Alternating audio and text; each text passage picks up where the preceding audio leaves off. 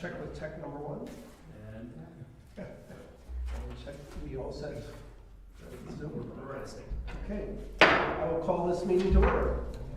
Now, many of you may be surprised to learn that I'm calling this meeting to order, and the reason I'm doing that is, under the town charter, the manager shall preside at the organizational meeting prior to the election of the chair. And the charter also says that the board shall meet 14 days after the annual meeting for the purpose of organizing, electing a chair, vice chair, and adopting rules of transaction, all of which are on our agenda tonight.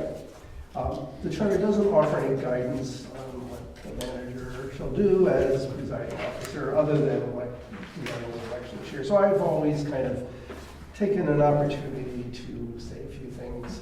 And this year, despite the health crisis that we're currently in, will be no exception. First, I want to start by welcoming our two returning members, Jeff Ferris being one. Jeff is served on the board for a total of 22 years. Oh my God. I know. Thank you. And it's amazing you haven't aged in that 22 years. And of course, also a returning member, Joy Limoge, who is starting her 5th year on the board. So welcome back. That went fast. Thank you. While serving on the board, we always have the opportunity to learn all kinds of interesting new things. So I just have a couple little tidbits, some of which maybe you know about, maybe you don't.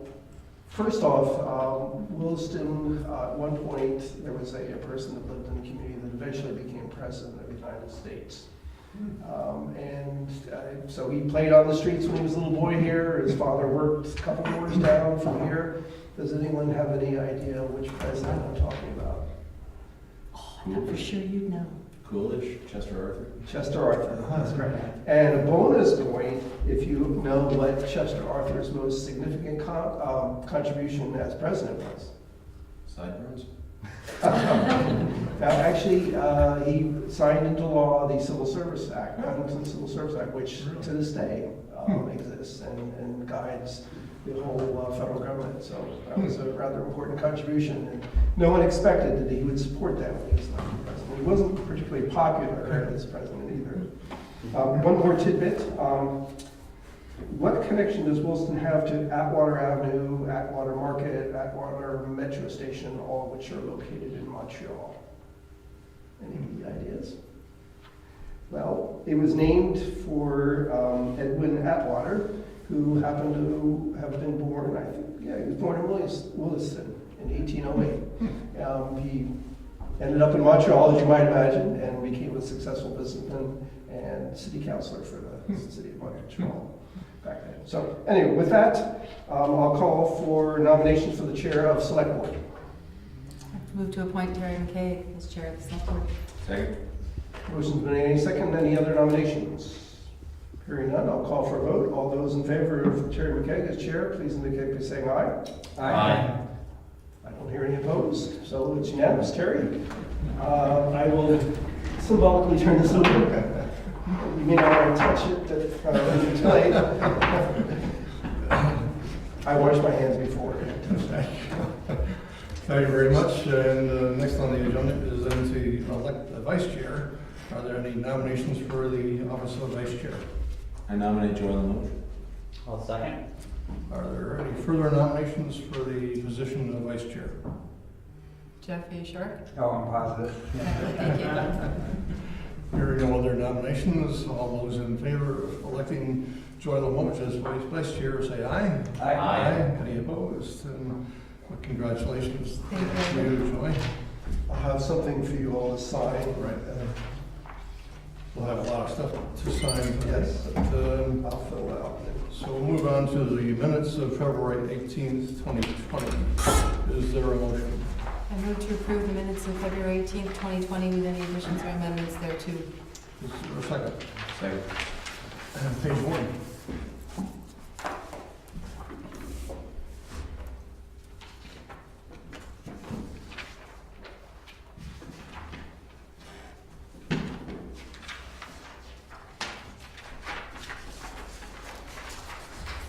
Page 2. One thing under number 7, the sentence that reads, Jeff Fair suggested contacting the groundwater trust. Groundwater trust is like a doctrine, so I don't know if you can actually contact it. So I recommend the sentence be changed to something along the lines of, Jeff Fair suggested contacting state officials regarding the groundwater trust. Okay. So contacting state officials? Is that you? Yeah, it's just changing the sentence around slightly. Okay, got it.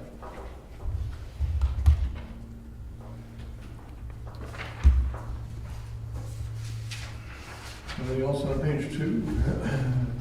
Page 3?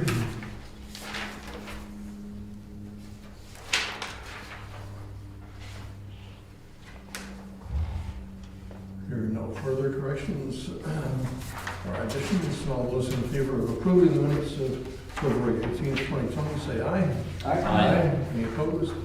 And no abstentions. Moving on to public comment. Tonight, we're doing things a little bit different because of the coronavirus outbreak. And we're giving people opportunity if they wish to come to the town meeting, but we're asking them to consider doing this on telephone or through some computer apparatus that we have set up as well. So, seeing no one in the audience who wishes to make any public comment, Be able to check with Eric. pardon me? Eric would know if someone's trying to contact, so you want to ask Eric. Okay. No one right now. I see we have 4 people who are logged into our Zoom account watching the meeting. It's on channel 17, but no one's signifying to me that they're wishing to make a public comment. Oh, okay. So then we'll move on to the town clerk's salary, and Rick, you're talking about that. So under state law, the select board sets the salary for town clerk. And in the past, the way it's been done is it's been included in the budget. The board has an opportunity to review and discuss at that point in time. And when the budget is approved by the select board, we've automatically assumed that the salary for the town clerk is part of that budget. At the time we were reviewing the budget, we did not know exactly who the town clerk was going to be. We had suspicions, but we didn't know for sure. And so, therefore, well, that's part number one. The more important part really is that the current budget was for the last town clerk, not for the current town clerk. And so, so really that's the bigger issue too. And so what I'm asking for is that the select board set the salary between now, or essentially March 4th and June 30th for the town clerk. I'm also suggesting that we provide additional payment for the current town clerk because from like January 22nd through the election, she was essentially acting town clerk due to the health issues of our former town clerk, Deb Beckett. So those are the 2 elements. And the what I've proposed has been reviewed by our now town clerk, Sarah Mason, and she finds it acceptable. Any questions for Rick on this? There's a motion suggested. I'd move to approve a pay rate for the town clerk equal to an annual salary of $53,040 for the period running March 4th through June 30th, 2020, and to pay Ms. Mason a one-time payment of $600 for serving as acting town clerk for the month of February. Is there a second? Second. Is there any discussion on the motion? Appreciate your efforts. It's been a very stressful time for a lot of different reasons. Yeah. This is Sure, great. yes. All of you have actually, thank you. If there's no further discussion, then all in favor of the motion say aye. Aye. Any opposed? All right. Moving on to designate for examining and allowing claims warrant. Rick, you have a proposal in front of us. Sure. Well, this is a motion that the board considers every organizational meeting, and it's to allow for the flow of payments to various vendors without interruption. If we were required to have all the board members to sign the warrant before we released any checks. It could result in delays in getting checks sent out. We could end up paying principal or, interest on delayed payments. And so in the past, the board has made a decision to delegate that to 2 board members. And all the board members still see the warrants, but Yes. we were able to release the checks with the signature of 2 board members. As I recall, Joy was the person designated to sign, and Jeff was the alternate. I'm happy to continue that. I'm here in Williston every day working, so. Works for me. Thank you. So, who is it? Is it consensus of the board that this is, these are the 2 that will volunteer to do it? Well, it looks like we have consensus. There's a resolution. Yes. Do we need to make a motion on the resolution? Well, yeah, yes. Oh, yeah, exactly. I think there's a, if there's not a motion suggestion, I think that There is. there is, okay. I would entertain a motion then regarding this, approving the resolution. So the resolution is a written resolution?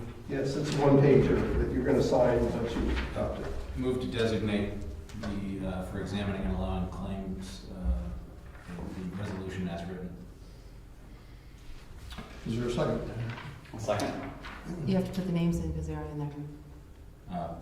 Joy Limoges and Harris. Jeff. And Jeff Fears. I'm good either way. That's my motion. Okay, we're going. I'll second it And again. there's still a second. Okay. Is there any discussion on the motion? If not, all those in favor of the motion say aye. Aye. Any opposed? Moving on to the select board rules of transaction and the meeting schedule. So the draft rules are essentially identical to the ones adopted by the board about a year ago. And there was one question that came that I received by email that the rules don't address electronic meetings or like we're having sort of right now, but the state law does address that issue, and we're following state law as best we can. So, I think that covers it. Thank you for your speedy research on that. That was lightning fast, thank you. Secretary of State. Still, it was a really quick response. Is that, Motion in order? is that a satisfactory answer to you? Yes. Yeah, okay, then a motion, yes, so. I move to adopt the select board rules of transaction and meeting schedule dated March 17th, 2020 for the term of the current select board ending in March 2021. Second. Is there any discussion on the motion? Hearing none, all those in favor of the motion say aye. Aye. Any opposed? All right. So we're moving right along, and we can do the sewer allocation ordinance amendment, known as attachment A, map director of planning is here, and Matt, take it away. Terrific. So before the board tonight, I have the traditional memorandum about the town's use of sewer capacity at the Essex Junction plant, and a recommendation for the board to consider and for adoption at a later hearing to establish attachment A of the sewer allocation ordinance for the upcoming fiscal year, FY21, starting July 1st. What we do with attachment A is we examine current sewer usage by the town as measured by the flow meter, literally where all of the sewage passes the town border to the plant. We look at commitments the town has made to provide sewer treatment capacity to development that is not yet in use. So we've sold the capacity, but the development's not yet online. And we look at the maintenance of a 7% reserve. And then, based on those numbers, which I'll go into more detail with, we look at how much capacity is left, how that's likely to be able to be utilized over the next 20 years, and finally make a recommendation for allocation to various land use categories based on some past practice and prediction of what utilization might look like in the upcoming year. So that's what sewer allocation is about. It's like a budget, except it's gallons per day capacity instead of dollars, but those gallons per day capacity cost $10 a gallon, so it's really a lot like dollars. So to get into a little bit more of the detail, when I'm talking about the amount of capacity the town has available to it at the Essex Junction plant, we're talking about 1,070,000 gallons per day capacity. And we're in the second to last of a 5-year cycle of purchasing 10,000 gallons per day per year to add to that total. So looking forward to FY21, we have 1,070,000. Looking forward 1 year after that in FY22, we'll have 1,080,000. And we don't have any other purchase of capacity currently in the works or planned for after that. Our typical practice has been to, when we look at the upcoming fiscal year, not to look at everything we're going to purchase, but just what we will have actually in hand at the time that fiscal year starts. So our baseline is 1,070,000 gallons per day capacity when we look forward to the next fiscal year. What we do in terms of capacity is try to recommend an allocation that's in accordance with the goals and objectives of the Williston Comprehensive Plan and with its land use designations as they align with the areas in which the town provides sewer service. So we provide sewer service within the sewer service area, which encompasses the village, the residential zoning district, the orange and yellow collectively on that map, as well as the industrial zoning district west and the growth center at Taft Corners, gateway zoning districts north and south, Route 2A at the Essex line and Route 2A at exit 12. That's more or less the area that we're talking about. So looking at our capacity, the first piece of the picture is what's happening with flows, and I direct your attention to page 3, where we chart the flows, literally just looking at the month-by-month totals that Public Works staff pulls from the pump station. As you can see from the line chart, 2019 is the third of 3 years in which the yearly flow has exceeded the 5-year moving average. So utilization is up. We have a lot of new residential development that's been coming online the last couple of years and is full and using capacity. There are a number of other things that can cause fluctuations in that number, including infiltration and in-migration of rainwater in a wet year. We often point back to, I think, 2013 was a bump and 2011 was a very wet year. And you can see those peaks where development wasn't really doing anything different, but we saw higher flows.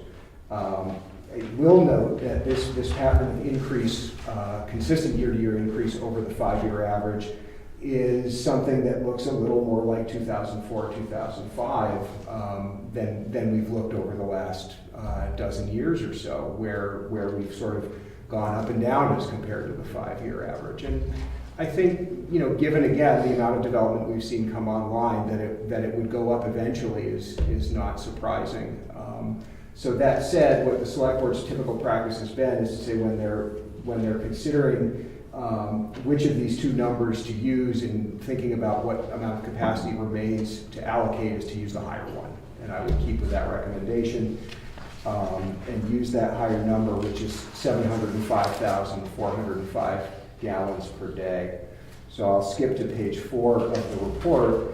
You see that number in the top column, in the top row of the table, and right underneath the 1,000,007 total. So we subtract that. We have about 40,178 gallons per day capacity committed, but not yet online. The great majority of that is Taft Corners Park and Cottonwood Crossing development. So something to think about as you watch the Cottonwood Crossing development begin to build out is it's consuming sewer capacity that it actually purchased over a decade ago and has been paying a holding fee for. So when we think about new development that's going to happen in town, we're going to experience that as new development, but from the perspective of sewer capacity, it was sold long ago. It's part of that 40,000 gallon number. And then our 7% capacity, which we always use the 1,000,007, the total available treatment capacity based on where we're at in the purchase cycle, 74,900 gallons per day. Removing all of those from 1,000,007, you come up with 249,517 gallons per day. Now, some years ago, the Planning Commission and Select Board both expressed a desire to try to take a longer-term view of what the town would be experiencing as it relates to sewer capacity in the future. And we picked a number, 20 years. And we picked a very simple methodology, which is we take what we've got left and divide by 20 and get a year-to-year average amount of capacity and ask ourselves, what does that look like compared to what we've been doing? In the past, I've been able to say ever so slightly that we could keep doing what we've done for the last 10 years for the next 20 years. Tonight's a little bit different. Tonight, the numbers I get, we have, over 20 years, based on what's left, 12,475 gallons per day per year.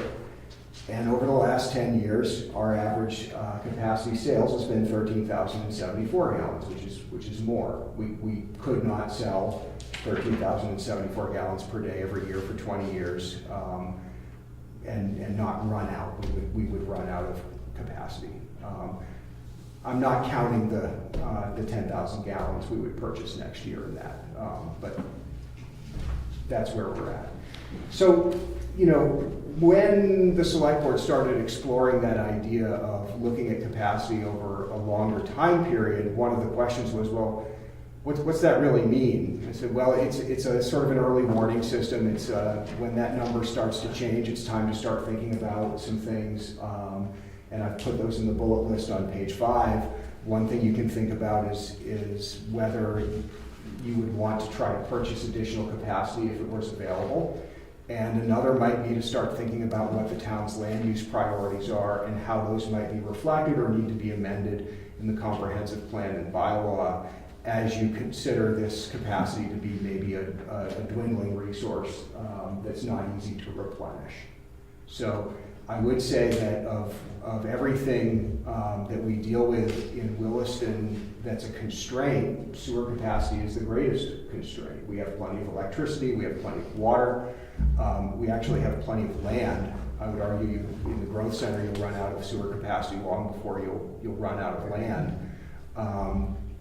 And that does sort of maybe not so much inform the attachment A decision, which is how much to make available to sell in this upcoming fiscal year, but may begin to inform the longer range discussion of what the next comprehensive plan ought to look like and how the town might prioritize the land uses it wants to support through the sale of this limited resource.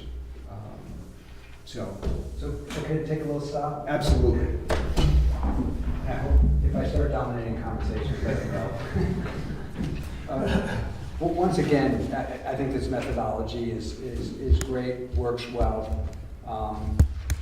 So most of my questions are kind of nuanced, maybe questions.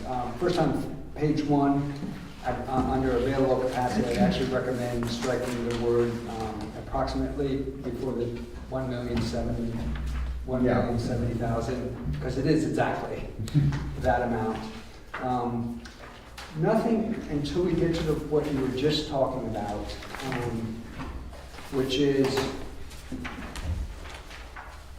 well, it's 2 questions. The first is, do we have any inkling about Essex, the other remaining towns' interest in selling Williston additional capacity? Part of the reason why I'm asking this question is because if the answer is no, then we really need to start thinking about what happens in 20 years. Because when we run out of this capacity, there probably isn't any more. And part of the reason for that is Lake Champlain and the TMDL and the whole issue of phosphorus in the lake and how a new treatment plant or an existing treatment plant expansion could occur. And right now, Essex is probably employing the best available technology to reduce phosphorus. So there's probably not much ability to reduce phosphorus additionally at that plant, which leaves the only other option, which is to trade with somebody else, what their phosphorus allocation is, and allow Essex to use that. And that's a big question mark, whether that's feasible, available, maybe even allowable down the road. So I guess I'm trying to raise a red flag that sewers are, wastewater treatment is becoming is going to becoming more of a controlling factor regarding how Williston can or should or maybe can't grow anymore. So I just welcome any comments, thoughts, tell me where I'm off base. Well, the first comment I'd make is that even if you bought another 50,000 gallons over the next 5 years, you bought yourself something a little less than 5 years and you're in the same place talking about constraint, right? So we know, regardless of willingness of the community to sell, that there's not 200,000 gallons available to purchase over there. There's some small amount that might keep you going for a little while longer. So I think really where I've put those 2 bullet points out, it would be yes, I think to meet the town's goals, it's worth considering purchasing more. But yes, whether it's 20 years from today or 25 years from today, it's probably time to start thinking about if that's your limit, what's the end state that you desire to reach, barring some major technological improvement. So, the nice thing about Williston and about its the way it treats this issue is that, as you've said before, Jeff, you try to not regulate land use through the provision of sewer, but rather inform both the provision of sewer and the way you regulate land use through the comprehensive plan. And I think on that 20 or 25-year horizon, that's where the conversation really will need to happen. Okay, so you started to answer my next question, which was, when is the town comprehensive plan due to be updated, revised again? If I remember correctly, it used to be on a 5-year cycle, but statute allows us to have a longer cycle. Yes. And kind of the softball question is, will it address this issue? But of course, it has to address this issue. Yeah, it absolutely has to. So the current town plan expires on August 25th, 2025. Okay, so we still have some time. So you have some time. In our internal work planning with my staff, our target would be to have the Planning Commission turn their draft over to you a year ahead of that date. Give the select board a whole year to chew on it. Hopefully it doesn't take the whole year and we're not down to the wire, but it felt like a generous amount. Never happened before.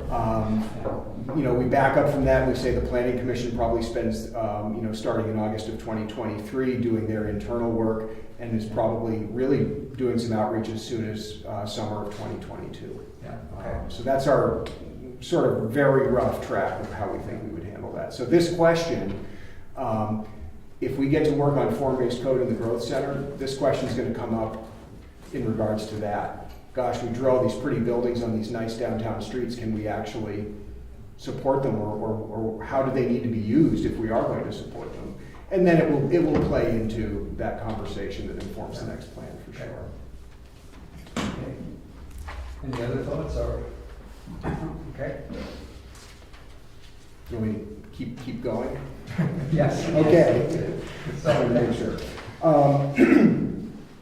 So based on that, I'll just direct your attention to pages 6 and 7, which are these 2 really big tables. And table 3 on page 6 is about what the select board has allocated. So what the select board has voted to make available for sale in each of these fiscal years, FY11 through 20, and what the need has been of that number. And this is essentially that part where, informed by what the town plan says and what your zoning districts are and what you think might happen in them, you decide how much to make available for sale. And this reflects a prediction of what might be desired to be purchased by the upcoming development in town, and often a generous amount of headroom, and sometimes it's a little bit aspirational. For example, when you put gallons per day capacity available for affordable housing at 80% median, you're hoping somebody comes and builds that project because it achieves an important town goal, but you may not sell it every year. And that's what table 4 on page 7 is all about, which is what is the record of what has actually been sold? The time frame is a little different here because I don't know a whole fiscal year's worth of sales beyond FY19. So whereas what's been placed in the budget runs 11 to 20, what's been actually sold runs from 2010 to FY19. Okay. So that's why the year difference is there. It's the best information we have.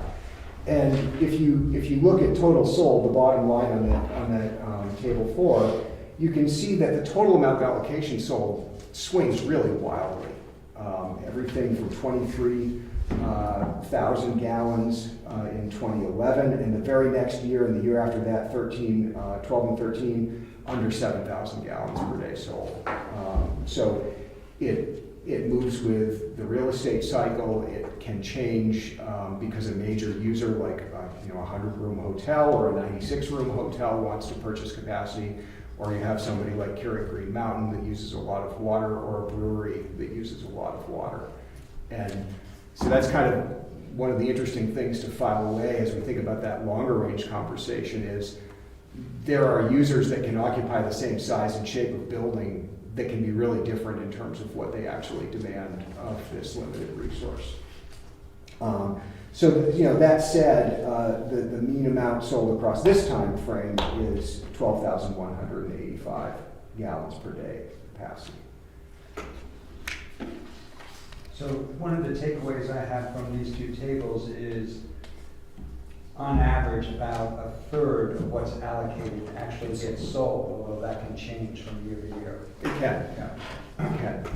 One thing you'll see historically, I'll go back to that table for 1 second, is, all the way back to table 3, FY19 and FY20 in the top line, new commercial and industrial, we had a much larger number there than I'm recommending this year and than we traditionally had, and that was related to the second of the 2 hotels, the one that's under construction by the post office right now, predicted to come online. We weren't sure which fiscal year it was going to happen in. It actually ended up happening in FY19. So you'll see that what we sold in 19 or what we sold in 20, if I had that number, would be significantly lower than 19,500. So what you put in the budget varies based on sort of a prediction of what might happen, and then how much of it you actually sell can be whether the builder comes in on June 30th or July 1 to buy the capacity. So starting on page 8, this is your discussion of the categories and the gallons per day amounts in these categories. So briefly, those are new commercial, which also means new commercial and industrial, new residential, residential additions and minor subdivisions. This is when somebody adds a bedroom or adds an in-law apartment. Affordable housing, going on to page 10, encouraging specific development, planned public facilities, the 7% reserve, and pollution abatement. And that leads me to table 5, the last page, which shows the record of allocation established for fiscal years 18, 19, and 20, and the staff recommendation summary for 21. And if you look at that, you'll see that the only number I'm recommending to change this year is to dial back the new commercial and industrial, because we don't have another hotel that we're aware of coming and looking to purchase capacity in the next fiscal year. So I can go into some detail on some of the numbers and how we get there out of some of the other categories if you'd like, or I can leave it there. With new commercial and industrial, that's probably the one where we experience the greatest variability, just depending on who wants to come and do business in the town. With the new residential categories, we're taking our best guess at the mix of types of units that we think would come online in the upcoming year and how best to support them. Planned public facilities, we look at if we think we have a new public facility coming online or not. Reserve is always the percentage, and which one am I missing? Affordable housing, as I said, is generally aspirational, but the idea was to put some gallons there so that the town could be responsive to a project that meets a goal that states in its comprehensive plan that it's interested in achieving. The only question I have here, is I'm on page 9, table 5. Sorry, I meant to call you today, but today that. You can tell me I'm wrong right here in the public meeting. It's not If I wrong, leave it, let me take it's care a of it. minor math error. Yeah, The column all the way to the left where you're adding up the number of dwellings, 108, it should be 98. 6038, you are right, thank you. And, sorry. That's okay. And then under the gallons per day, I'm sure you told me this in previous years. I'll be honest, I was gone all last week. Ever since I got back to work, things have been just a zoo. So I haven't had as much time to spend on this. Where do those volumes come from? So those are estimates that come from Public Works. Okay. It's literally what, if you came and said, I'm building a one-bedroom unit, they would say, please pay us for 75 gallons per day Okay. capacity. Do you happen to know, you may not, do you happen to know if those numbers are, sorry, esoteric question, are consistent with what's in the Chapter 2 rules? I don't know if they are. Not a big deal. They may be more so informed by what the town has tracked for usage. And it would make sense. Because I know we've dialed them down over the years compared to when we were allocating in the Okay, 90s. based on experience? Yep. Okay. Good answer, okay.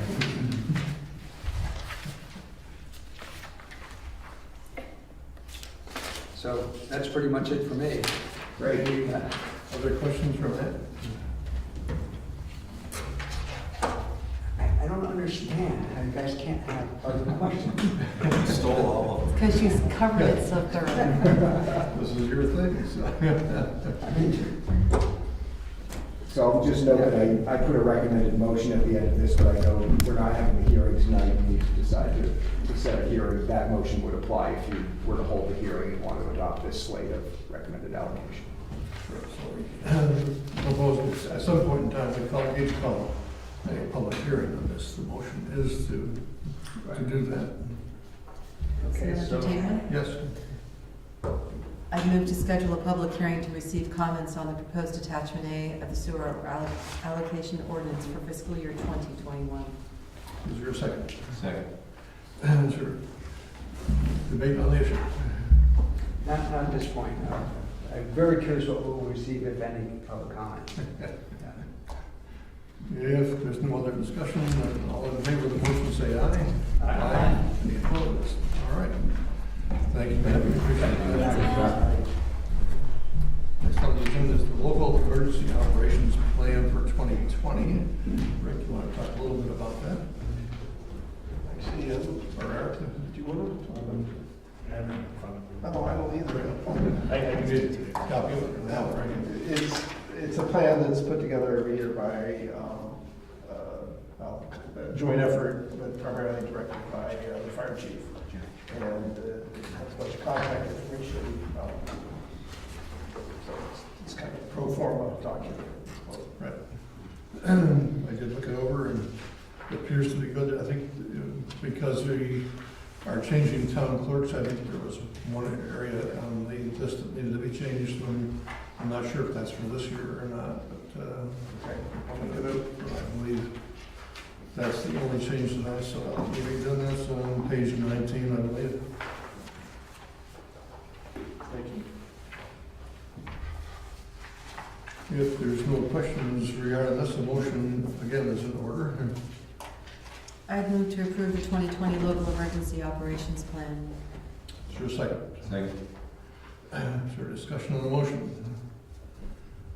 Hearing none, all those in favor of the motion say aye. Aye. Any opposed? I think I'm the only one that has to sign this one.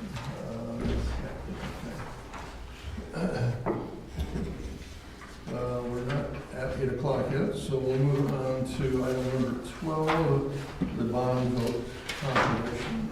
Rick, I think you're talking about that. Yeah, Eric. Okay. I left for the board tonight an updated resolution at your places. I heard back from the town attorney who had reviewed the document I put together Friday today. He just had some minor changes and one additional clause he added.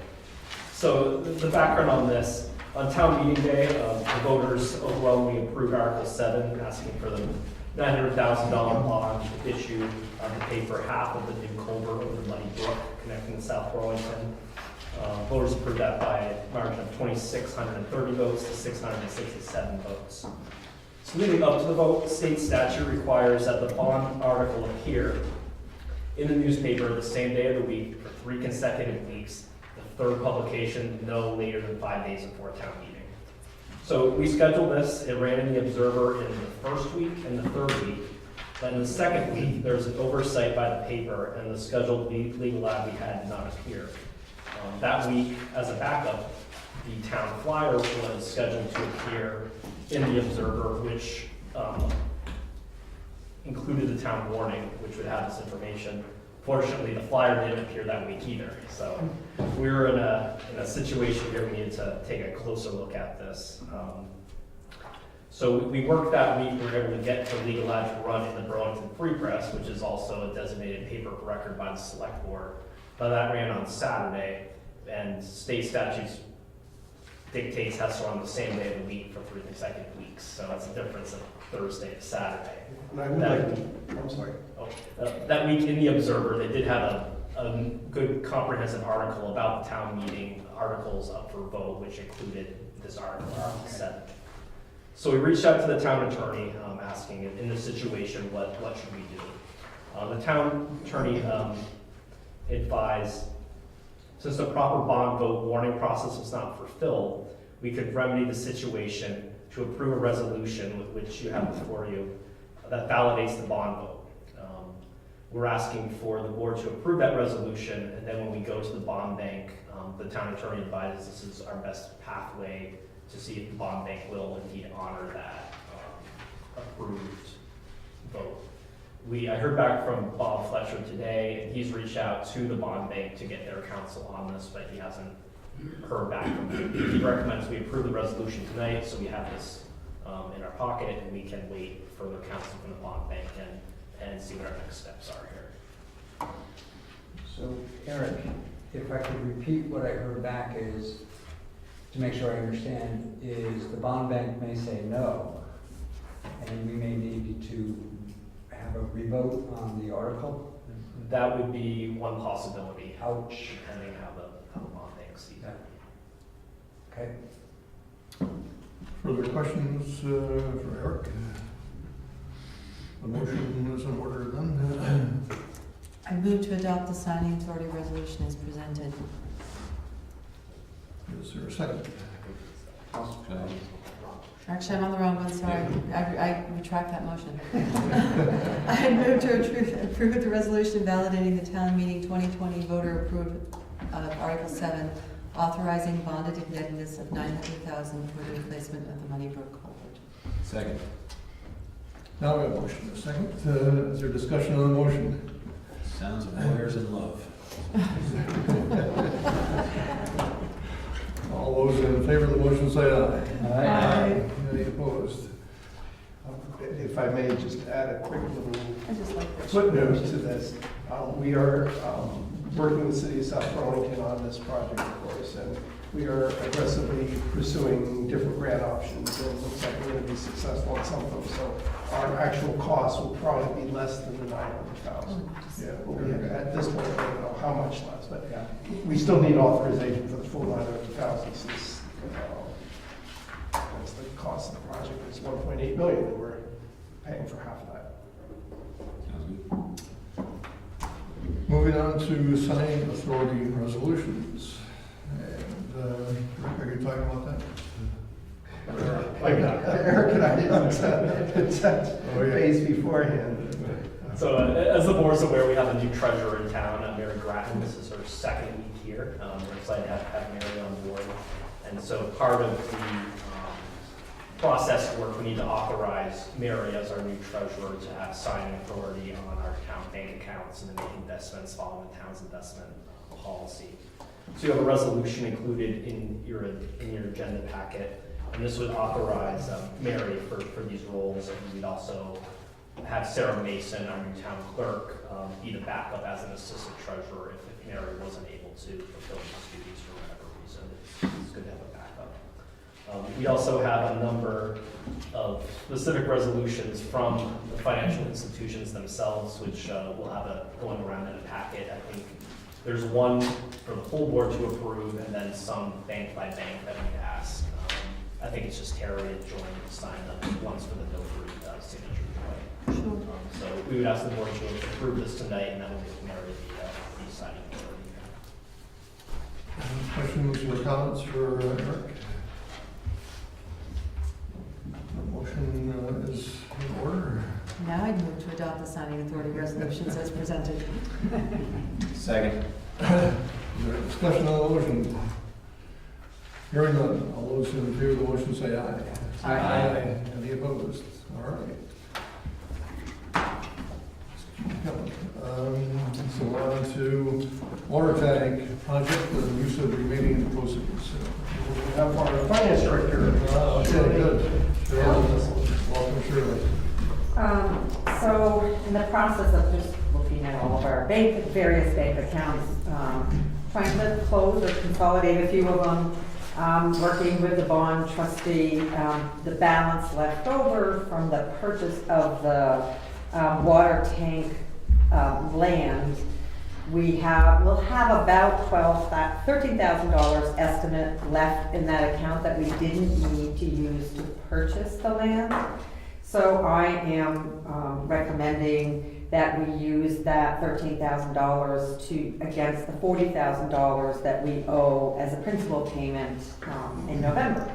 And the statutes really only give us two choices. One is you can go back to the voters and have the voters approve something, but it has to be in the nature of the project. And for $13,000, we don't really have anything. And the second option is that you can't get select board approval to just use the remaining proceeds to pay the principal of the bond, and only the principal. We can't apply it against the interest. So our next principal payment is November. Questions for Shirley? I guess, thank you. You're welcome. I guess my only question is, for instance, when I pay against my principal on my mortgage, it actually does have an impact on the amount of interest I'm paying. Does the bond bank work the same way? It does not. The payments are scheduled and they are set once the bond is closed. Okay. So we'll still pay the same amount in interest. What we'll be doing is using this $13,000 to reduce the principal, that set amount, by $13,000. It's really just a cash flow issue. Yeah. Use money from this pot instead of our operating cash, Yeah. And we really can't use it for anything else unless we go to the voters. unless we go to the voters. Yeah. And it has to be, follow the nature of the original bond. More land now. Yeah. Okay?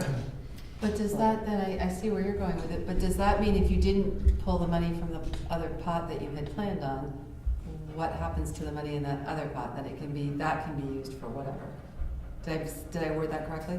Or am I missing the whole point? I didn't follow you. I think you're saying that the money that we don't spend, that 13,000 we don't spend out of operating because we're taking it from Correct. money. We can spend that for other things, yes, that is. Correct. Okay, Yeah, so okay, we can use the town cash or something else. Yep. that's something anyway. I'm sorry, you actually lost me a little bit there. Easily done. So typically, we'd be paying the bond payment, well, I shouldn't say town cash, because this is the water fund. So we would use water fund operating cash, I'll just say cash flow, so utility payments we use to make those bond payments with. So we have this money sitting over here from when the bond, so let me go back for a second. When a bond is closed, the proceeds of a bond go into a bank account with the bond trustee. And then we now requisition for reimbursement from this account. And so those funds just sit over here with the bond trustee, and they're invested. They don't make a lot, but they're invested.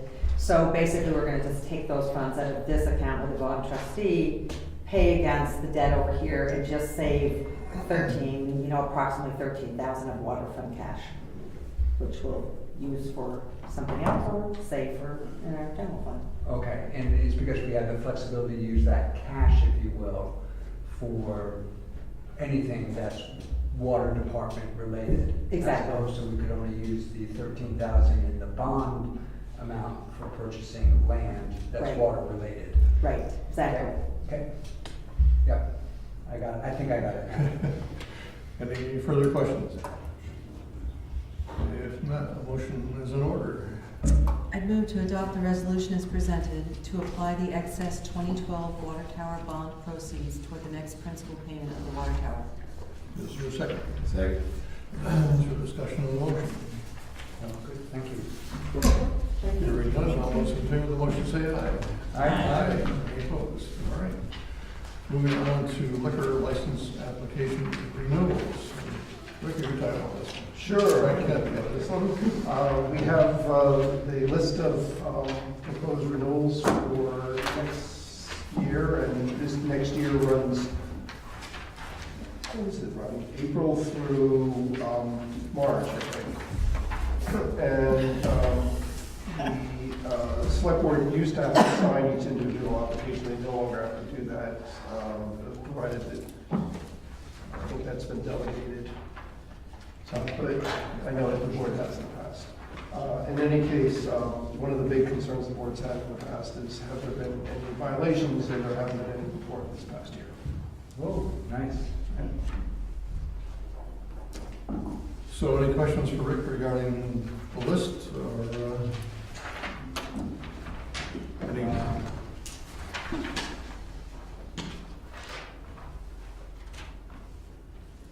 No. If not, there are two motions suggested. I'd move to approve the liquor license applications for the year beginning May 1, 2020 and ending April 30th, 2021, as listed on the application list dated March 17th, 2020. Is there a second? Second. Is there discussion on that motion? Hearing none, all those in favor of the motion say aye. Aye. Any opposed to the second motion? I'd move to authorize Town Clerk Sarah Mason to sign the approved liquor license applications on behalf of the Select Board. Is there a second? Second. Any discussion on that motion? Hearing none, all those in favor of the motion say aye. Aye. Any opposed? All right, so it's not, still not 8 o'clock. Perhaps we can start on the manager's report. Well, I guess we'll start with the financial report, since we still have our finance director here. If she's not quite ready, I can move on to the next item. Oh, no, I am. Okay, And good, thank you. as long as we're talking about bonds, can I talk about the bond piece first, because the conversation will just flow. This is the compliance certificate, Sure. that's in your manager's report. Oh, sure. Is that okay? Yes, I just put it in the, So to follow the conversation that we were just having about bonds, this is every time that we issue a bond, when we have completed spending the proceeds of the bond, we are required to complete and have the board sign this certificate of project completion. This then is sent to the Vermont Bond Board and also to the trustee of the bond. So back in March of 2016, the voters approved the purchase of a fire truck for $705,000. $400,000 was coming from funds in the Public Works building bond that we had excess proceeds. And the difference of $305,000 was going to come from a bond. We didn't need that. We only bonded for $274,115. And by the time we actually RFP'd and designed the fire truck, that those funds sitting with that bond trustee had grown to $281,000, just accumulation of interest. So we used those funds to reimburse ourselves for the fire truck in June of this year. And the difference we needed came out of Public Works. So instead of using $400,000 from the Public Works, we used $396,000 because of the interest. So now we've done everything. We've done reimbursement to the trustee. All of the funds in the trust account are zero, and this is the last step, just letting them know we've completed that project. process, and this just needs to be, there's not really a resolution here, it just needs to be signed by the select board. That's that. So Okay, go I'm ahead. definitely good with signing the certificate, but you mentioned something about the payments or the money came from Public Works, and that I didn't understand. So when, in the town warning, the town warning was for the cost of a new fire truck and equipped, not to exceed 700,000.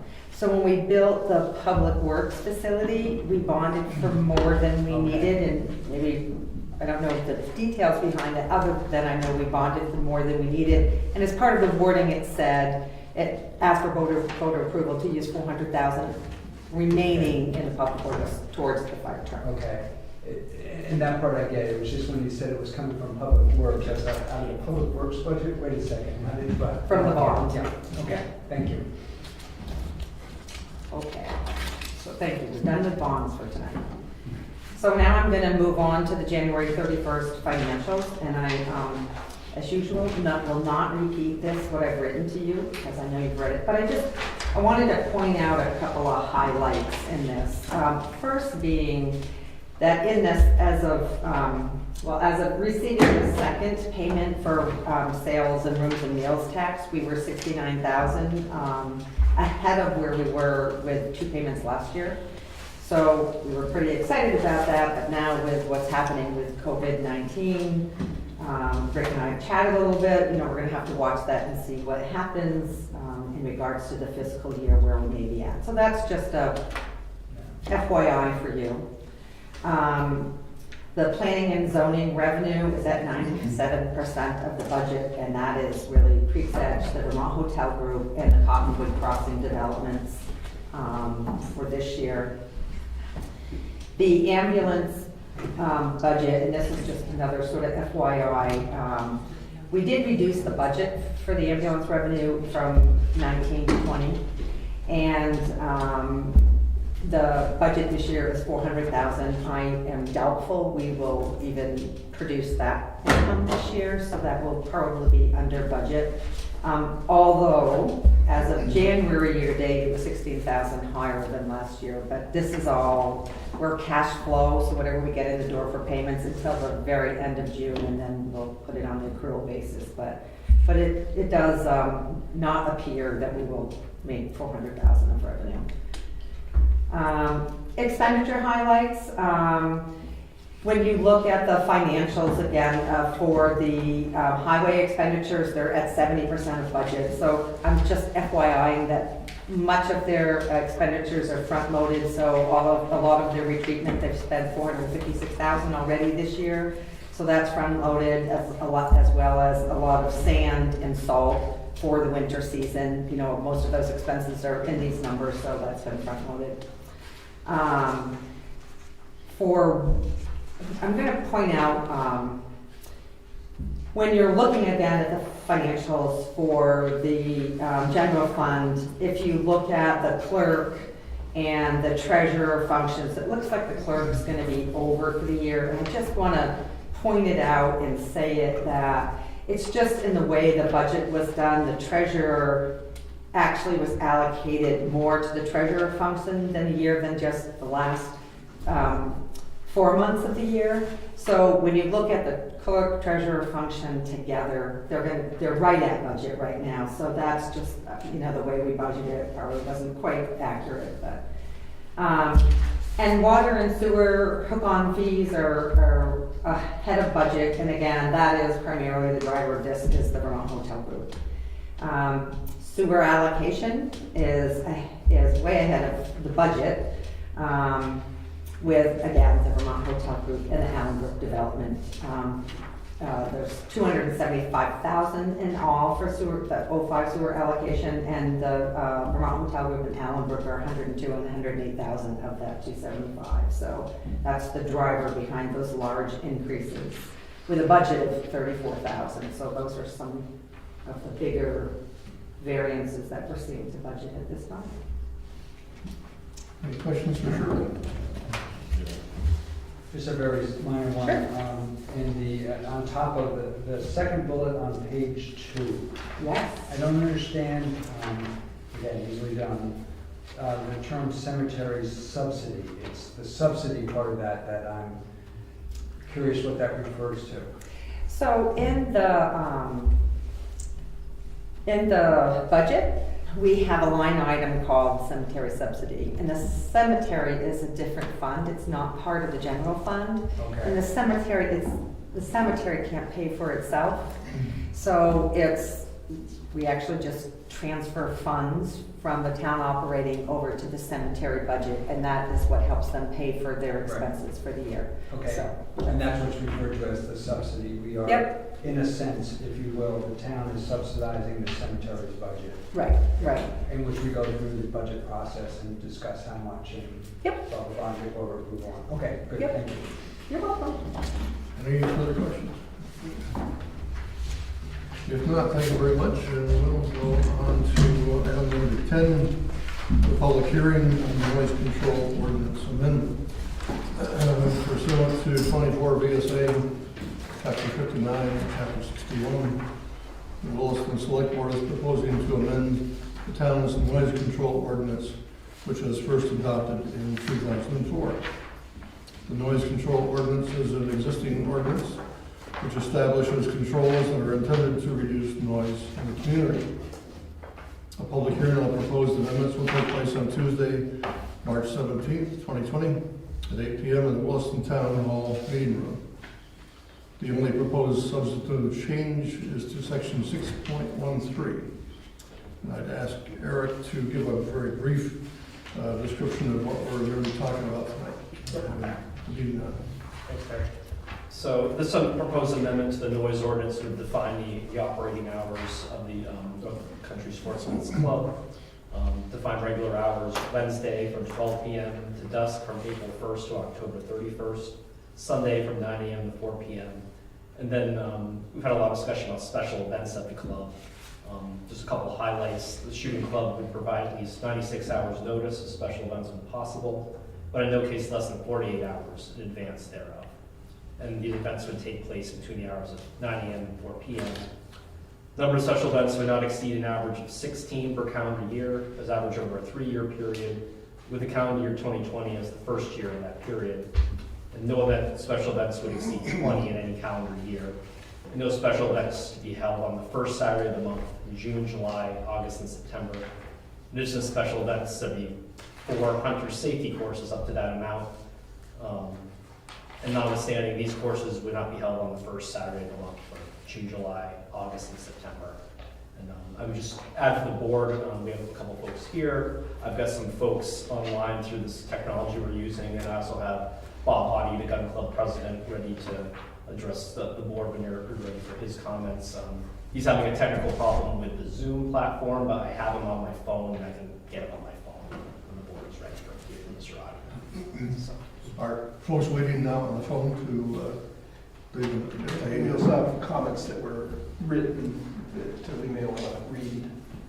If there's one. Some written comments I've submitted to the board. I've had some other ones come in today as well. I can continue to share those written comments with the board. I know at least 4 or 5 people on this chat are interested in speaking, and Mr. Roddy as well, and a couple folks here. So, however you want me to get people ready to share. Well, I think the folks that have been waiting for a while we could hear from them first if they're ready to go. Okay. Do you want me to get Mr. Roddy on the phone? I want me to call Mr. Roddy. Yes. Okay.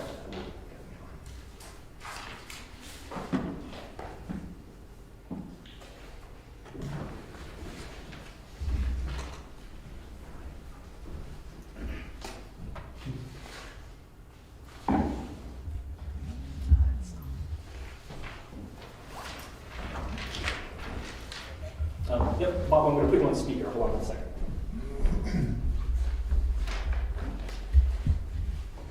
Hi, Bob, can you hear me? Yeah, what's up, Mister? Can you, no, it's not good. Can you turn on the volume on your computer? Yeah. Okay, I think that sounds better. Okay, I'm down to mute. There we go, have you back on speaker.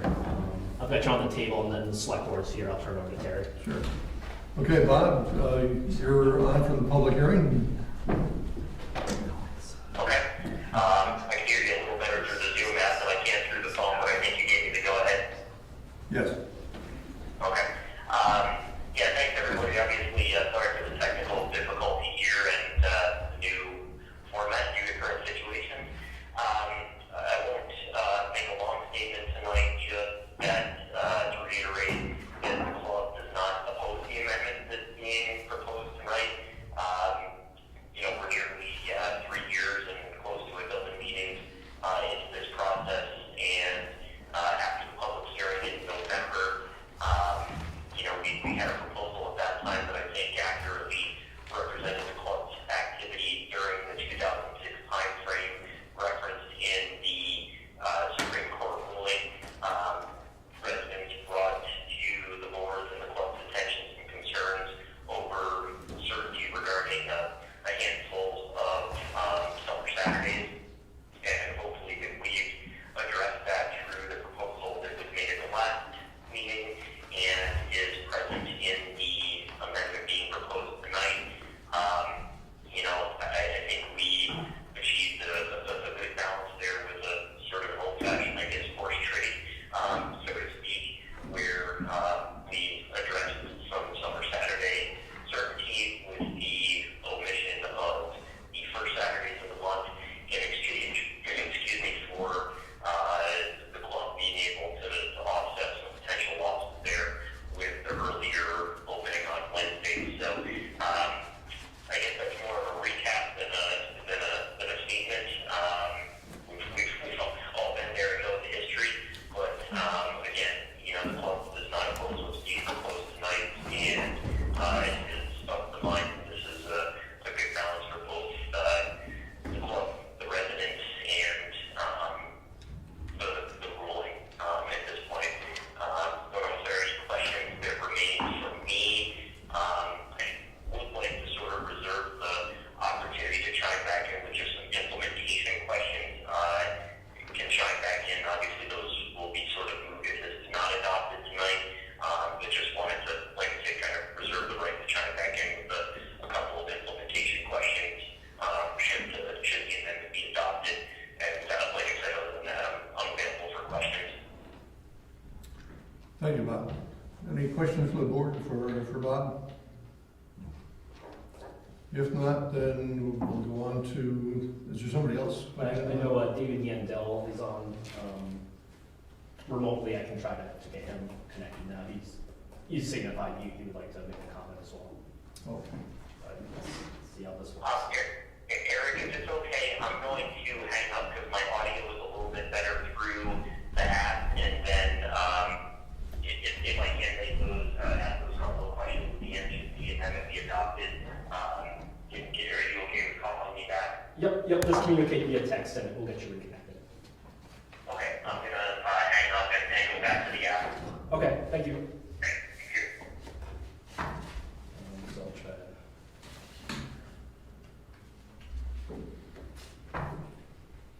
Hi, David? Yeah, hi. Can you hear me? Yes. Yeah, it works. Okay, good. I don't need to reiterate what's in my letter. I hope you'll take a look at that. We are trying to be respectful and not show up at the meeting, although we are very interested. There are a number of neighbors who would like you to know that I feel like the trade of sort of 3 days or 4 days of not scheduling meetings on Saturdays is really not a fair trade for a 24% increase in the regular shooting hours. That feels like quite an unbalanced arrangement, and I feel like that's you could argue, I just was using numbers based on what Mr. Audi said, that they shoot an average of 10 hours a week, regardless of their open hours, but 10 hours a week, that's 520 hours a year. If you count up the number of extra Wednesdays, 4 hours on Wednesdays, it's a pretty substantial increase. For this, point number 2 that I made, which is, again, I reiterated this before, but this is a non-conforming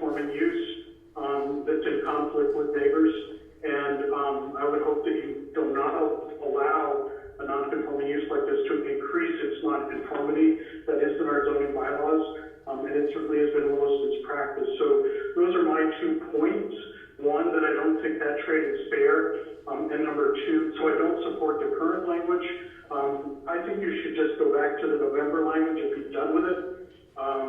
And as an alternative, I have a third point that I made, which is simply a suggestion as to how you might approach the idea of protecting a few Saturdays in the summer from noise, not through the noise ordinance, but through a different means that I hope would be to the benefit of both the club and the neighbors. And that would mean to just discuss it as a way that perhaps the town could support some of the required site maintenance that they are being required to do for environmental reasons.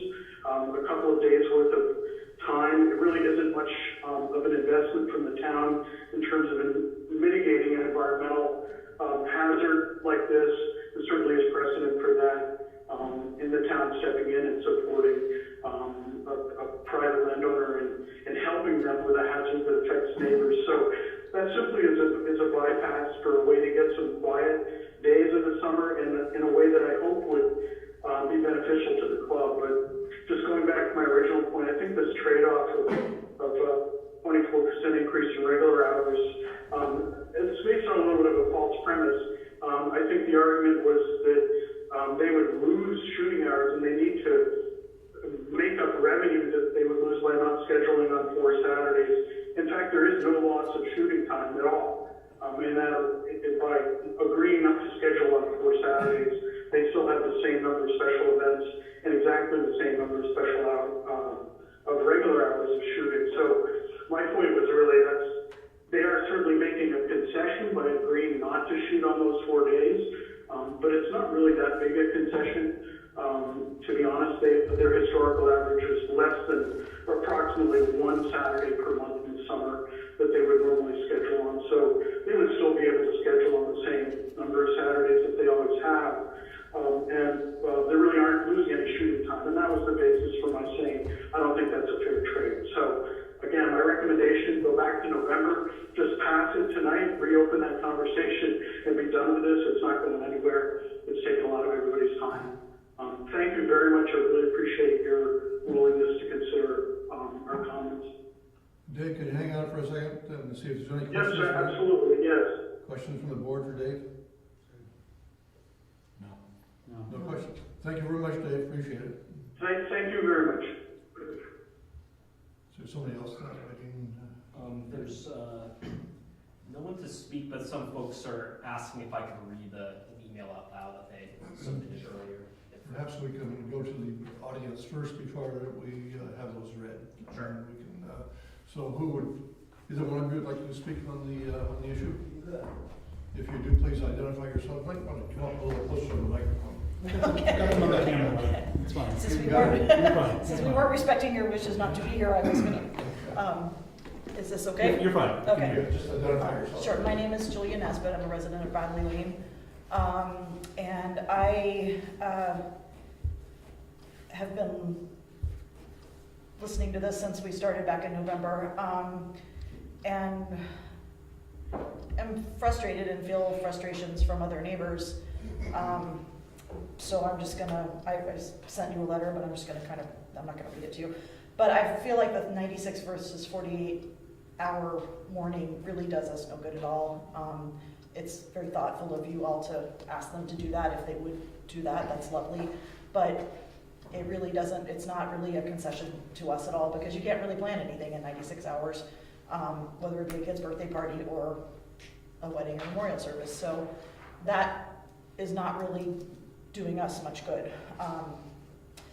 Most importantly to me is this idea of extending their hours of operation. I feel like giving 4 more hours, standard hours of operation, from everything I've read with the Supreme Court rulings and so forth, y'all have no say over what happens during their posted hours of operation. And by extending those 4 hours on a Wednesday, that gives them 124 extra hours of shooting versus the 28 that they're conceding not to schedule something, not 28 out of what they're asking for, but just to be neighborly and not schedule on the first day of 4 months of the year.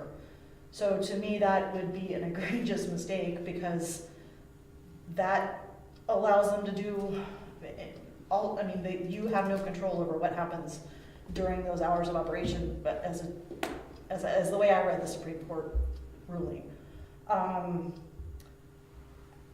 I think the argument that it's a loss of revenue, and that's why they need the extra 4 hours on a Wednesday, is a little bit baloney, because you're not gonna make up lost revenue from noon to 4 on a Wednesday. No one's gonna book a time to come do a special event from, I'm sorry, noon to 4 on a Wednesday. So I feel like that's kind of a inroad into getting more hours of operation. And I really, really, really, really feel very strongly that that's a very bad idea. The other thing I would like to see is possibly, I don't know how this has been handled in the past. I haven't been able to find much about the historical agreements for noise ordinance between the gun club and the select board. So I'm wondering if it would be possible to put a limitation on this, that we're gonna try it for 2 years and revisit it, or whatever, 3 years, and see whether the averages work out. But that would also give neighbors time to revoice, another chance to revoice if it's just really miserable. We already lose 1 day every single weekend. So the thought of losing, and I know they've never done it, but the thought of losing 16 to 20 more is pretty daunting. So those are my concerns. And the ordinance would go into effect, but it can always be realigned or readjusted at any time.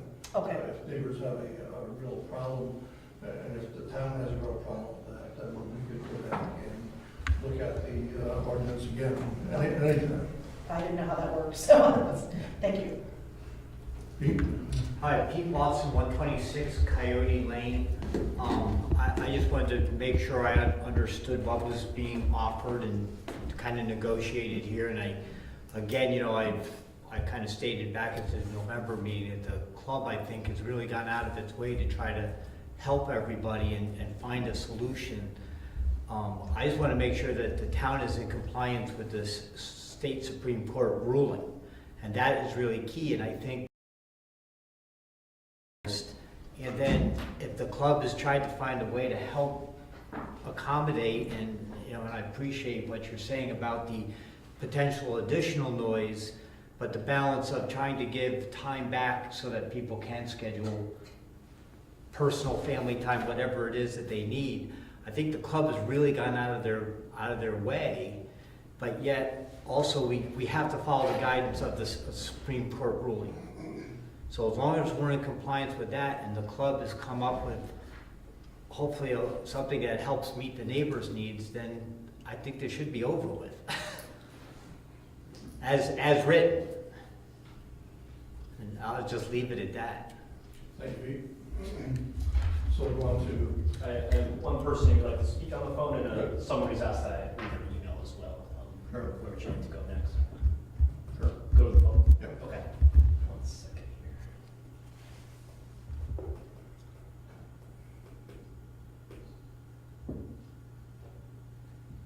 here. Terry, are you there?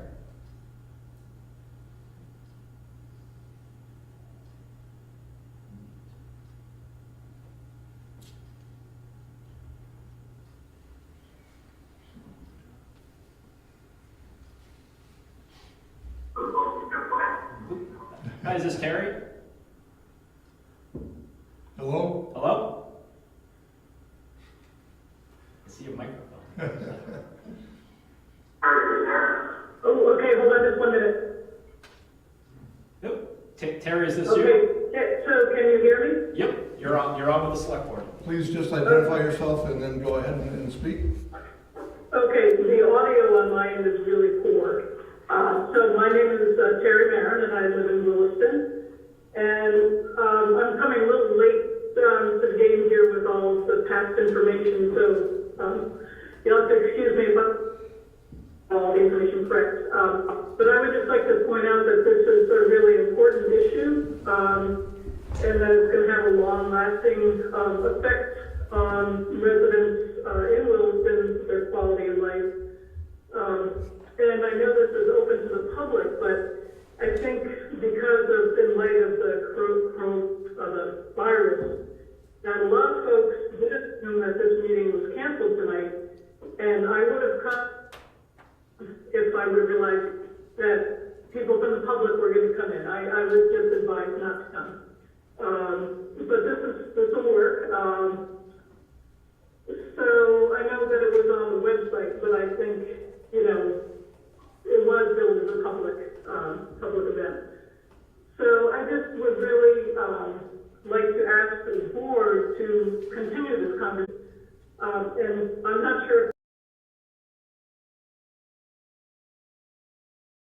there were 12 events per year, special events.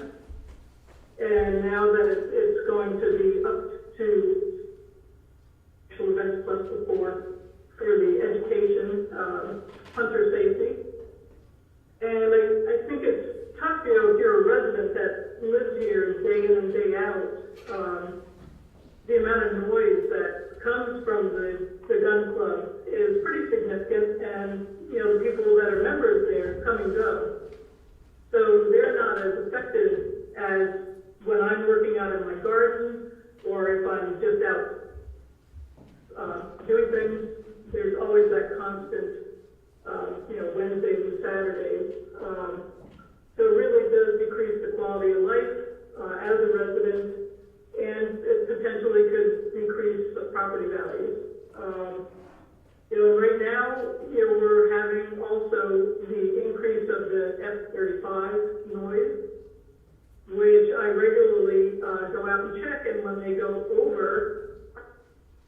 I can't get up there fast enough because I'm inside this time of year, but it's regularly to 100 decibels each time they go over. So we have that. We also have the Ethan Allen range over in Jericho that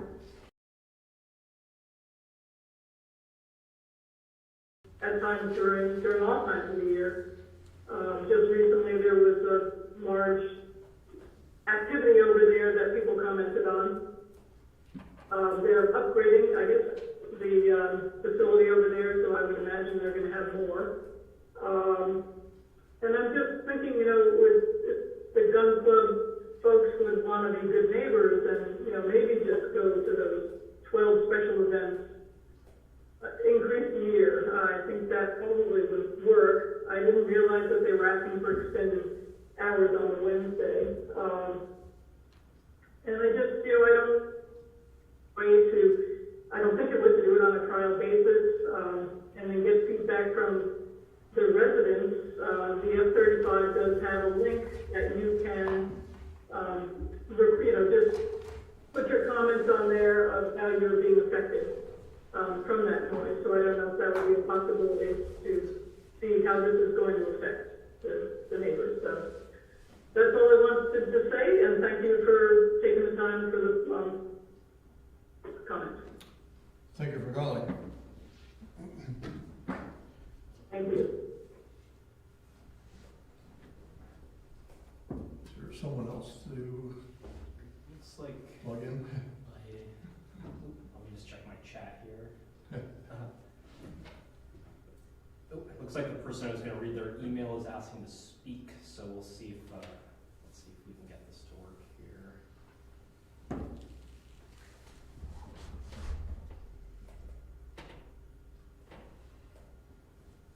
Hi, Evan. Hello, can you hear me all right? Yep, you're on with Williston Selectboard. Hello, please identify yourself before you speak. Yep, absolutely. Evan Morrison. I live in 593 Oak Mill Road, so very close to the location that we're talking about. So just, I did send over an email to Eric, kind of going on with what Terry was saying. I think this needs to be a further conversation when more of the community can attend in person. I think that this is something that affects the lives of the individuals who live in Oak Mill, given that we hear the gun range. So I definitely think having more of the community here to discuss our concerns with the extended hours. Thank you very much.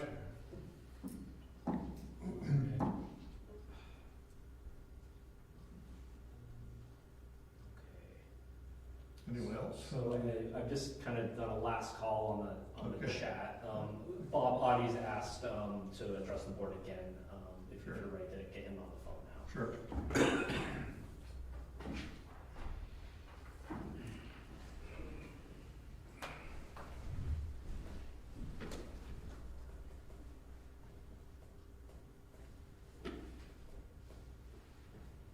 There we go. Second bar.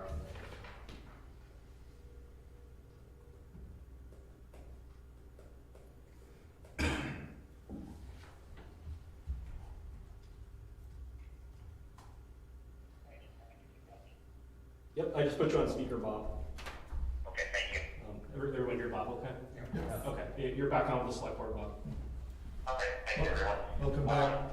Yeah, so I was just listening to the comments and just wanted to address just a couple of the points there. You know, one being that while with taking a Saturday off per month, we could hold the same number of events. What we really wanted to offset was not so much a quantity,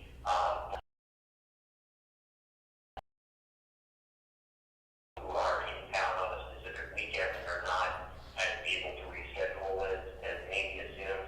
So there is a sacrifice, a compromise for us proposing that to our operations, and again, the lengthening of the hours on but again, going to stuff last time, I gave that we are in shoot.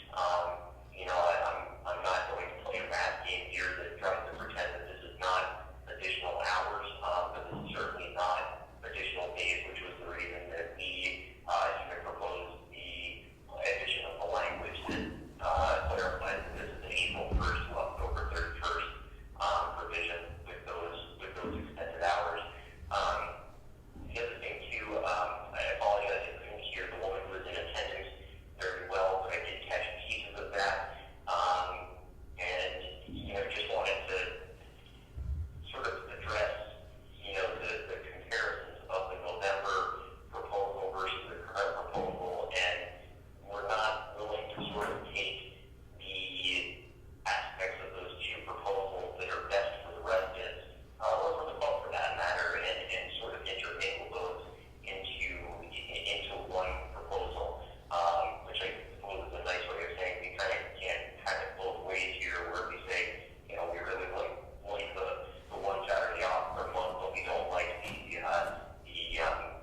additional hours on Wednesday. So let's combine those two things into one proposal. So I know for those who participated, this is sort of a reiteration of conversations that we already had with the current club's position on those two aspects of what's proposed tonight remains. Thank you, Bob. Two other folks online who Okay. make a comment. I'm just going to disconnect you, Bob. Can I make a comment to, sorry. Can you wait until we get? It was just specific to what he said, but I can definitely wait. So I've got Rob up next. Hi, Rob, are you there? Hello, Rob?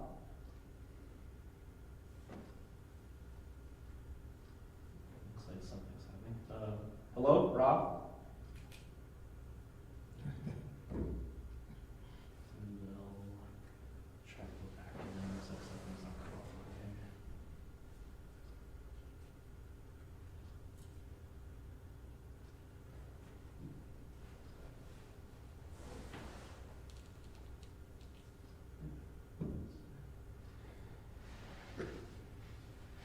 Hi, Rob, are you there? Okay, we'll go back to him. We'll try Rachel.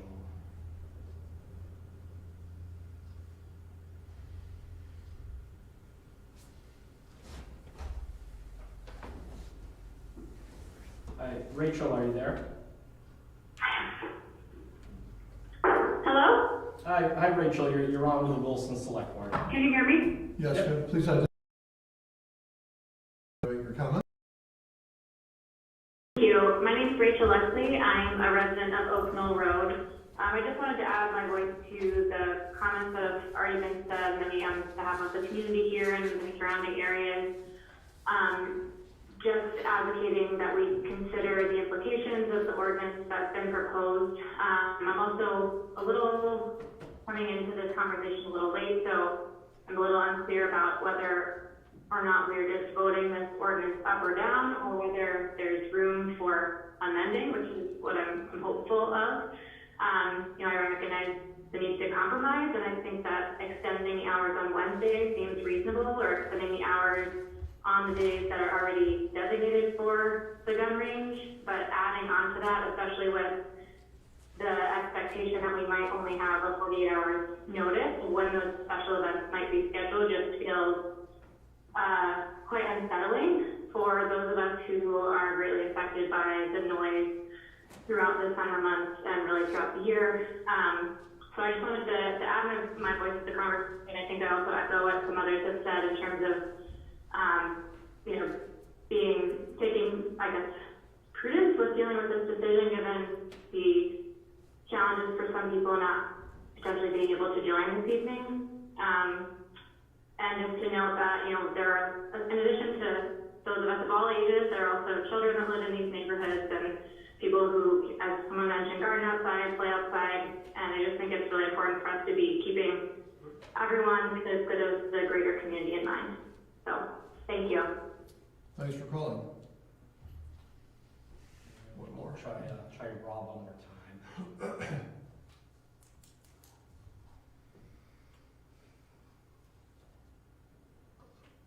Hi Rob, are you there? Hi Rob, can you hear me? I think there's an audio issue coming through the other line here. If there's nobody else on the line, then we'll go back to you. I just wanted to speak to what Mr. Audi said about the addition of hours on Wednesday being a concession to the loss of scheduling flexibility. I again, don't see how that helps at all, because he specifically said people are in town for a weekend, they would like that weekend. And if they are, excuse me, granting us that week, that Saturday of no noise, then I don't understand how a Wednesday gains them any revenue. If they can't do it on that weekend and the people are only in town for a weekend, then they could see if they could do it on Sunday during their normal hours.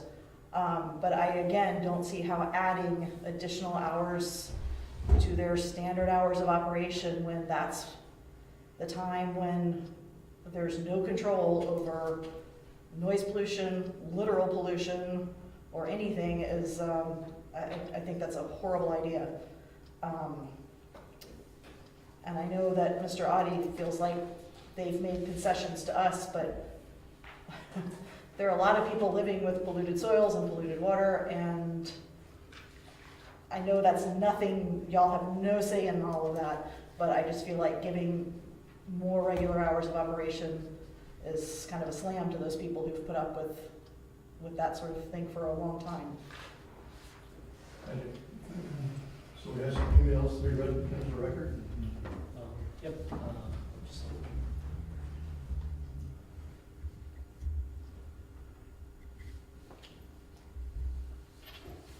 Let's see, I have, so I've received a number of emails, and I know some folks who have emailed me spoke already, so I won't read their email verbatim, and the board has it electronically, unless you'd like me to read their email.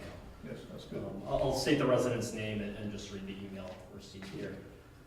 This is from Ruth McGill. I'm against any additional hours given to shooting at the gun club, especially weekends.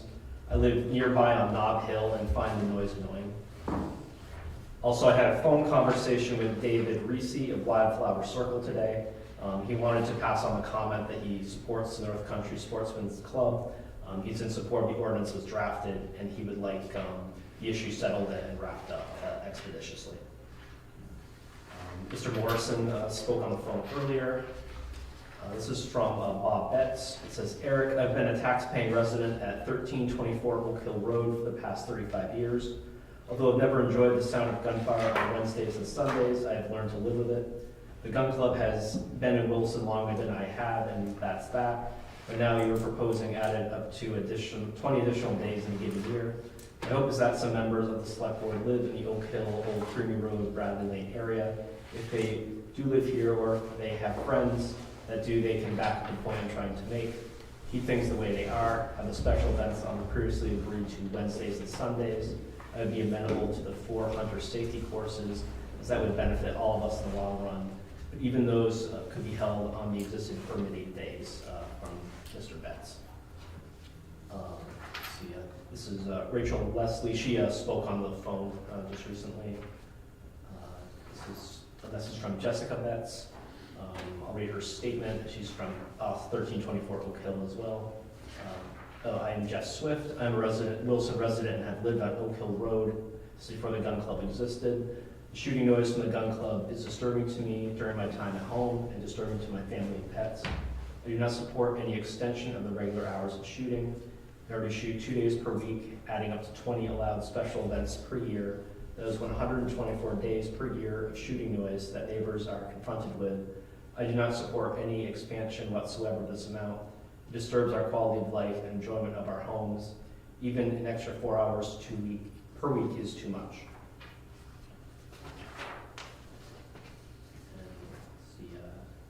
Julie, I have your letter here, so the board has it as well. This is from Diane Downer. Hello, Eric. As a resident of Oak Hill Road since 1996, I'd like to offer my thoughts about the proposed gun club noise ordinance amendments. When I purchased my home, it was with the knowledge that there was a gun club nearby. The hours were generally clear, and I could prepare myself for the impact of the gunfire noise. At this pivotal decision-making time, my thinking is that the Sunday and Wednesday night hours should remain unchanged. I support maintaining thoughtful respect for the homeowners of the neighboring community. I ask that you apply the 2017 Supreme Court ruling as it stands. Also, letter from David Yandel, who's spoken earlier this evening. Next email from Stuart Meyer, and these are in no particular order. I just printed out as I received them. I'll read Stuart's comment. For the various reasons set forth by my neighbors Julia Nesbitt and David Yandel, I would favor either the noise ordinance language proposed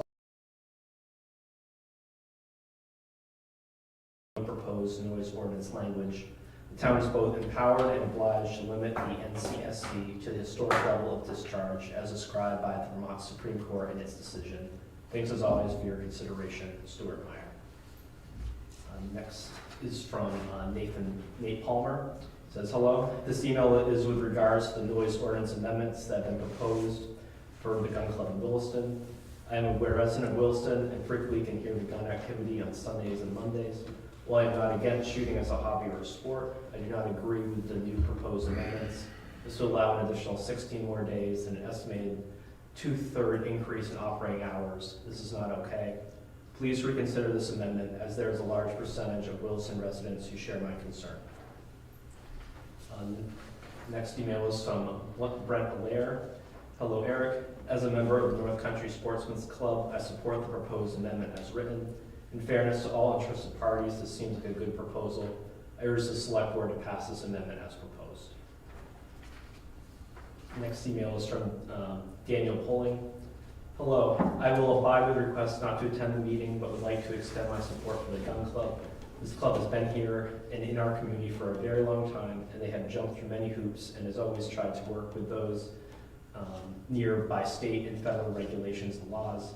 Please know I support the North Country Gun Club and hope you follow the laws of the state of Vermont. Thank you, Daniel. Let's see, I just have about 3 more here.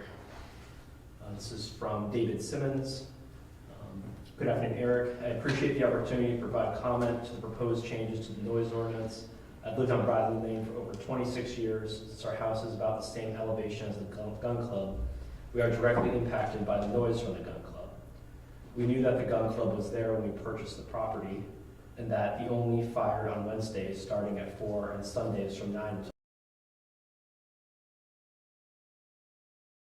to to expand the number of days available for shooting is not acceptable. The proposal does limit the number of extra days to 16 per year, does not identify which days those will be. We are proposing that 4 Saturdays a year be restricted to no shooting. While it is true that most Saturdays, because of the extra day limit, would not be used, the lack of knowing which days limits our ability to plan outdoor activities, or even knowing that we may have a peaceful day at home without being impacted by the noise. I would recommend that the gun club be required to provide, at minimum, a 2-week notice of when they will use one of their extra days. I would also like to see a better method of communicating this information. It would be helpful if there was some place we could easily look to see which days are planned. I have heard the gun club argue that they frequently do not know how far in advance as to when someone may wish to rent the facility. Most places that rent out their facilities require a lead time for preparation. I do not understand why the gun club could not do the same or establish at the beginning of the year they will commit to using their extra days and then work to find renters for those days. In closing, I do not find the proposed regulations acceptable for the neighbors of the gun club. Thank you, David Simmons.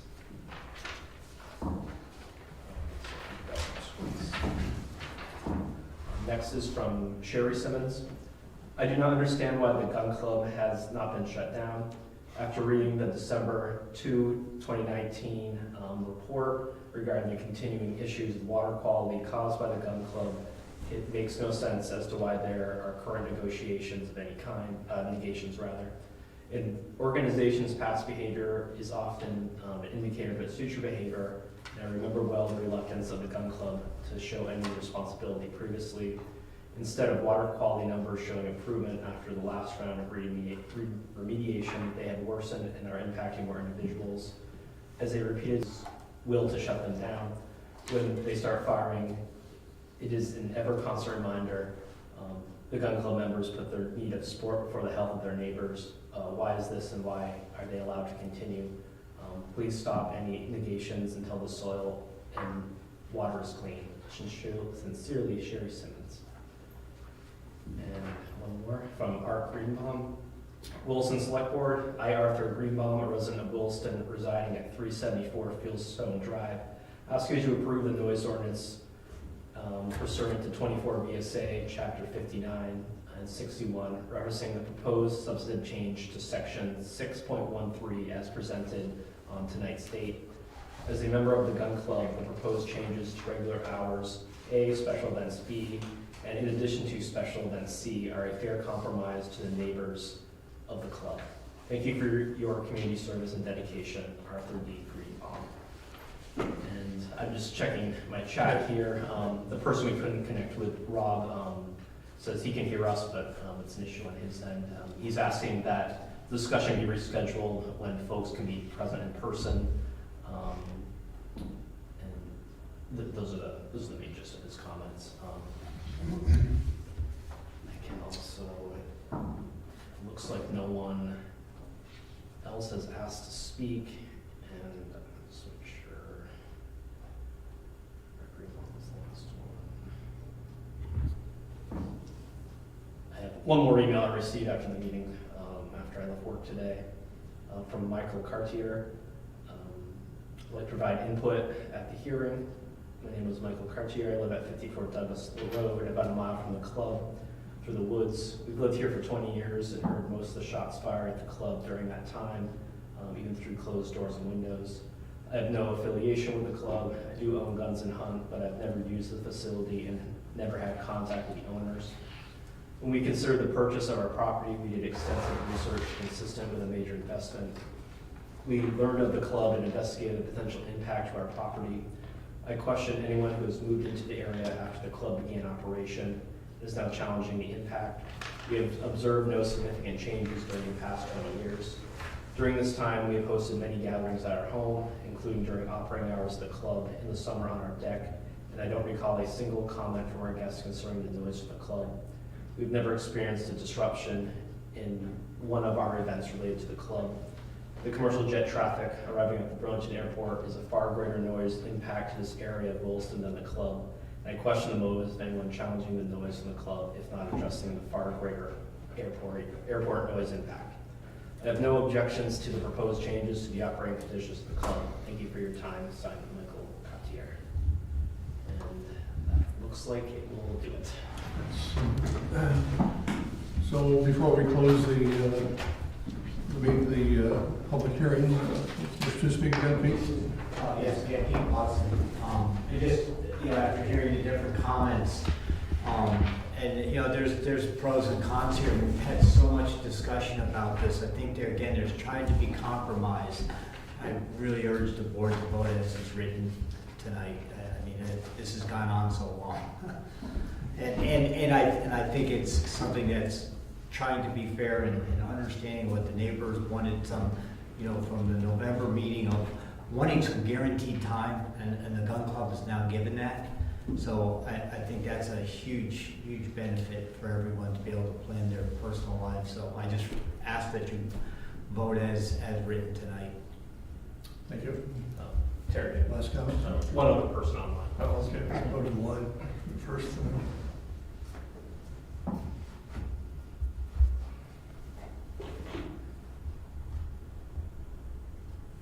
there it is.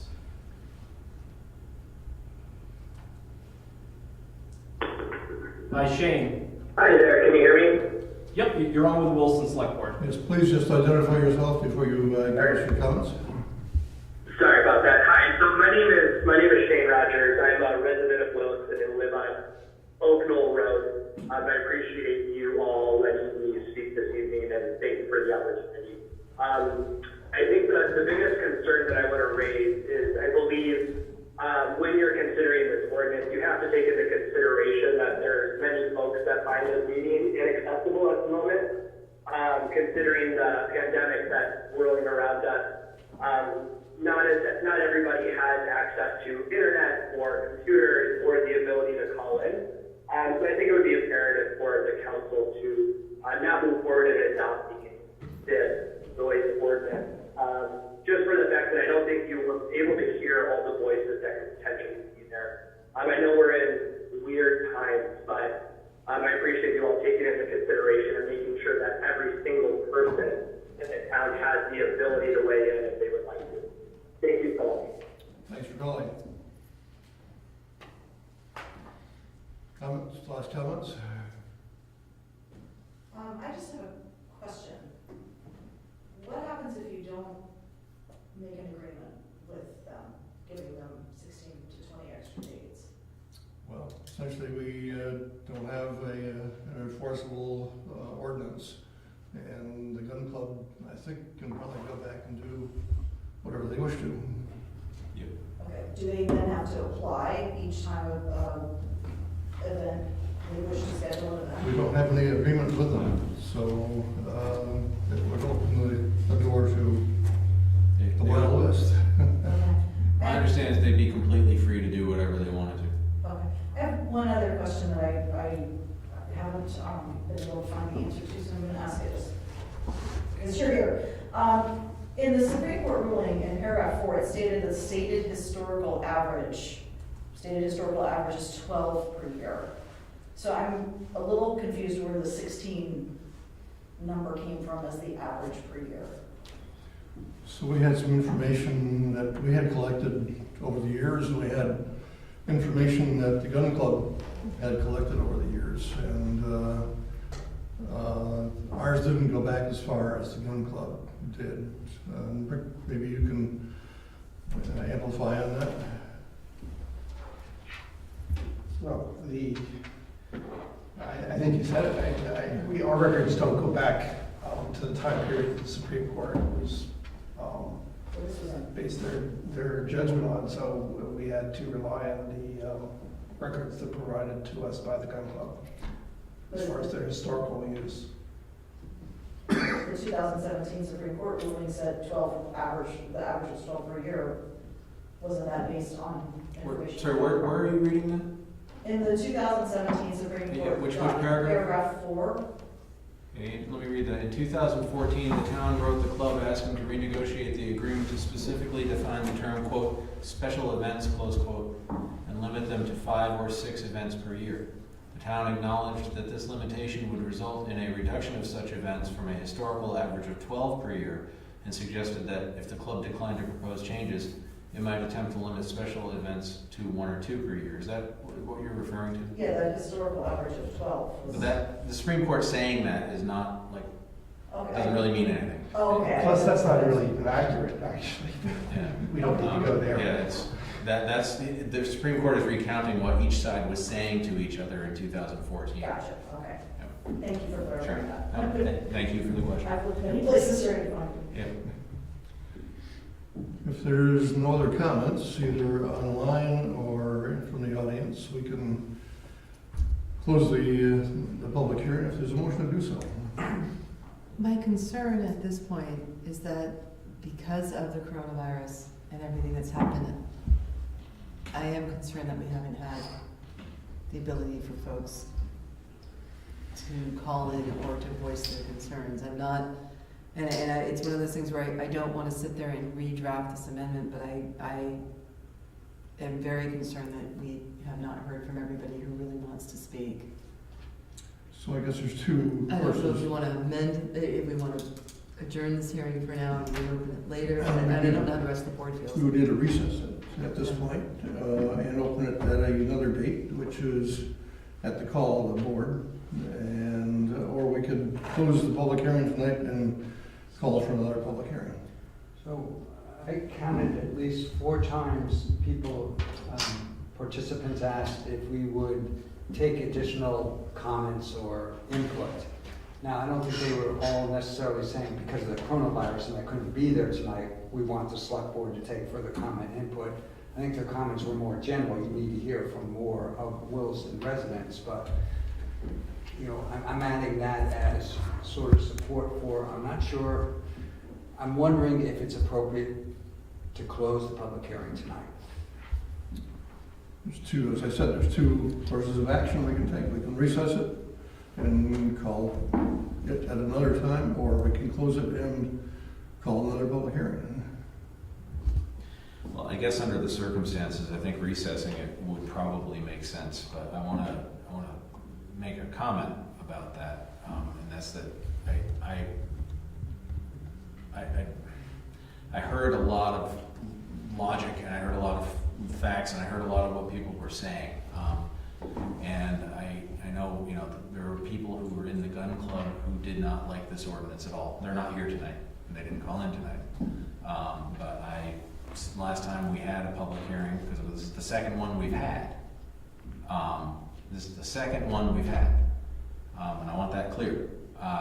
But at the end of that other one, I made a comment about how we're trying to live within the limits that the Supreme Court set for us, and a rather passionate man in favor of the gun club in the back said, "You're wrong." And I listened to him, but you know, I didn't agree with him. So I don't know. I guess I'd say this as a matter of procedure and as a matter of democracy. I think recessing the hearing is a good idea. But in terms of a perspective that we haven't heard yet, I certainly am going to listen. I'm going to keep my mind open. But this has gone on for a very long time, and this whole situation is created by a 2006 legislative enactment that limited what the town can do. And then the Vermont Supreme Court interpreted that 2006 statute and said it has to be within the hours, of historical hours of operation.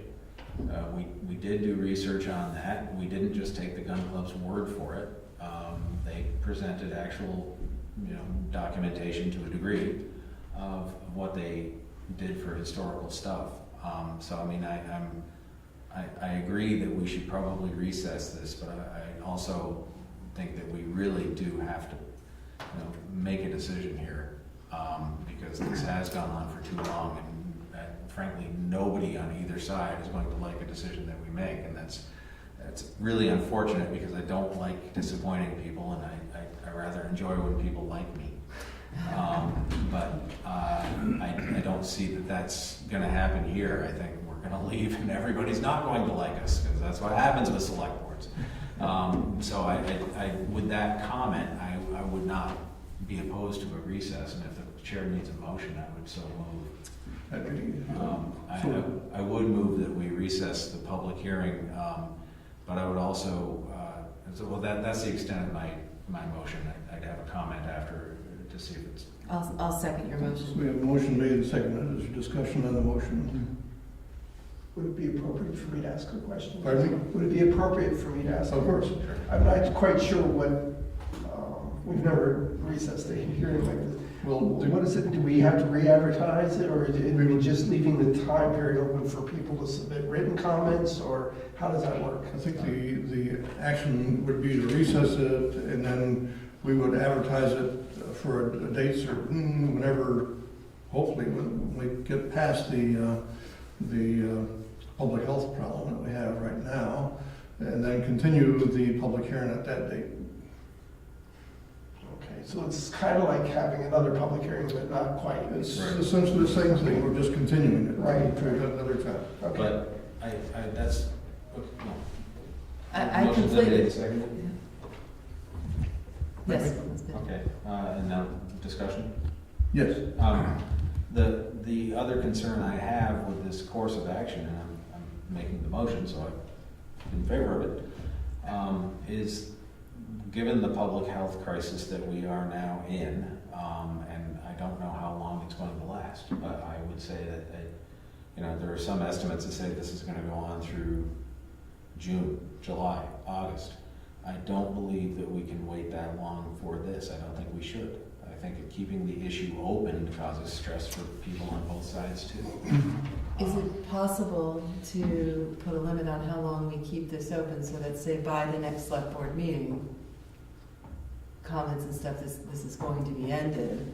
I completely agree with what you have said all the way. My concern was that democracy standpoint of that I don't know that everybody who wanted to get a voice in was able to do so.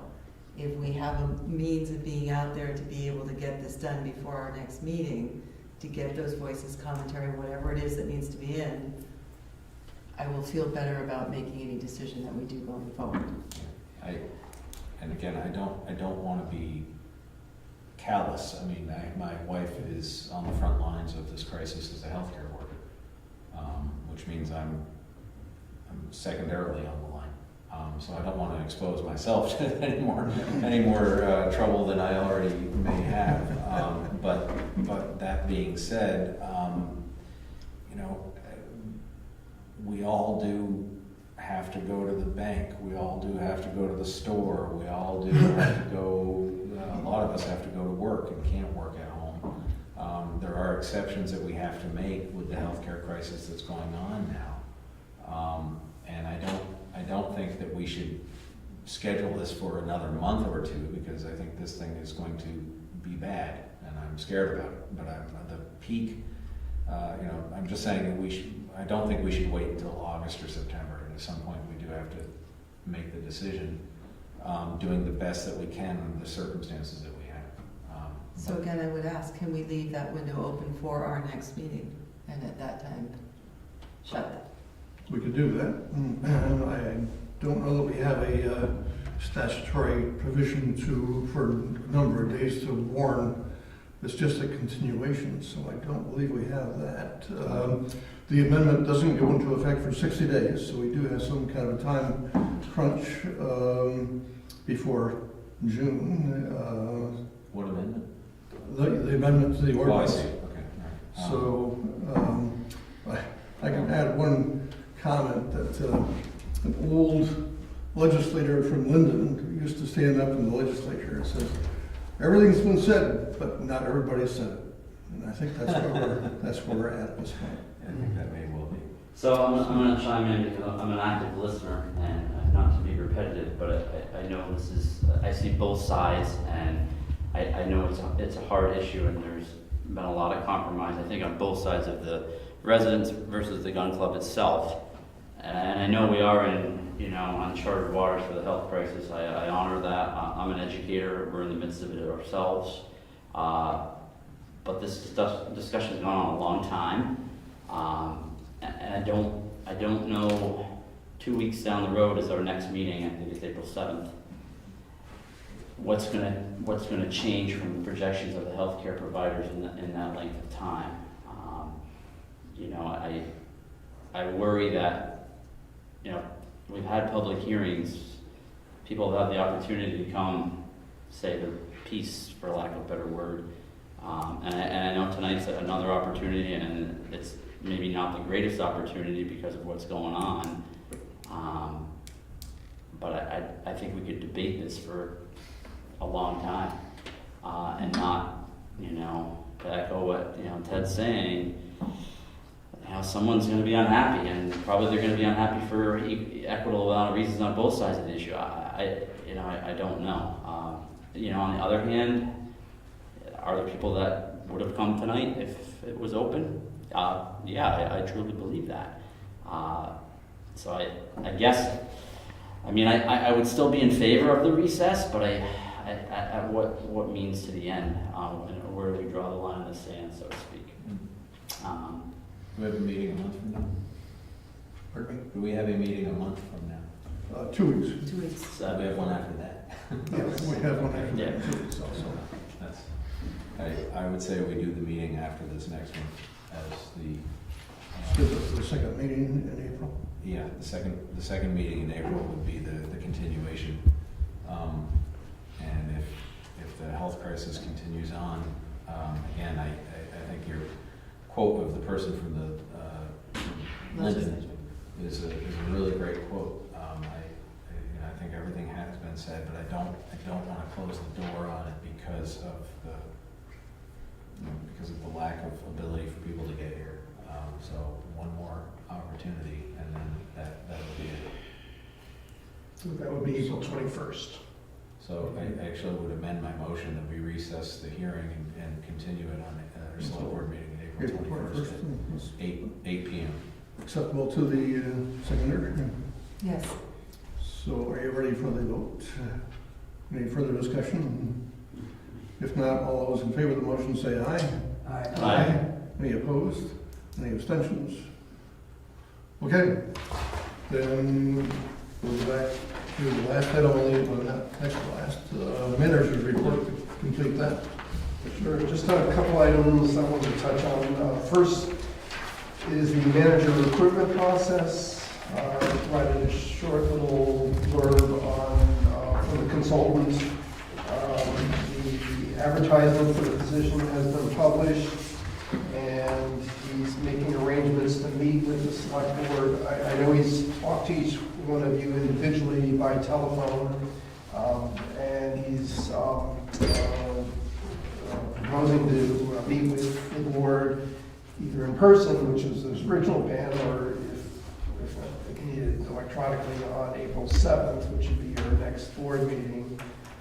And also, he's expressed an interest and willingness to meet with the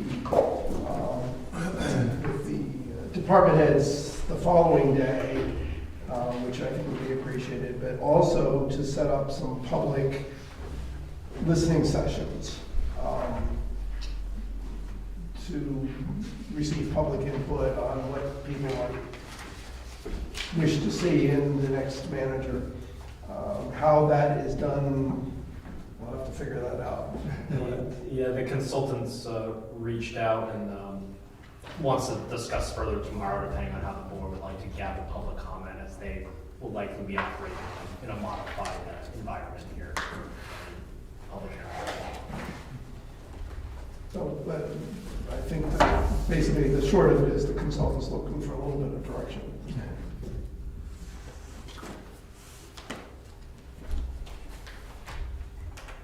Any direction for,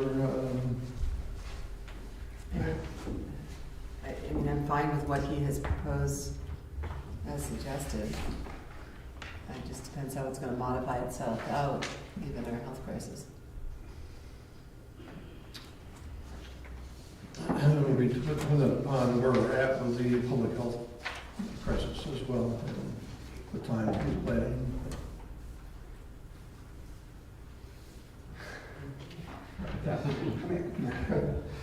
Well, shall I move on? No, I mean, what I can add is I think conceptually, what he put together and what you included, I'm good with that. I like the idea of having a face-to-face with him, although, let me finish. having a face with him. I like the idea of him meeting with the department heads and gathering input. And I very much like the idea of there being a community input into the process. So I'm good with moving ahead in that sense. What I don't know is how does the current health crisis affect the ability to do those items? Or what alternatives should be used now that there is, that health issue going on. So does that help a little bit? No. It's not my call. We do have to worry about timing of this because. Well, that's the other piece, is we're we eating up need to have a time. new manager in place. How easy is it to Skype him in, for example, if he can't do a face-to-face meeting? That would be easy. Okay, so then that's our fallback position. If we can't do face-to-face, let's have him Skyped in. The trickier part is getting the public input. That may be a part that you're gonna have to forego, but you can get your department heads done, and you can get the select board done, and maybe, Eric, there's some forum where they can, or some means that they can get some messages to you, the public can, just as we have with every other meeting, to say, here are some concerns. We're not forming a public committee.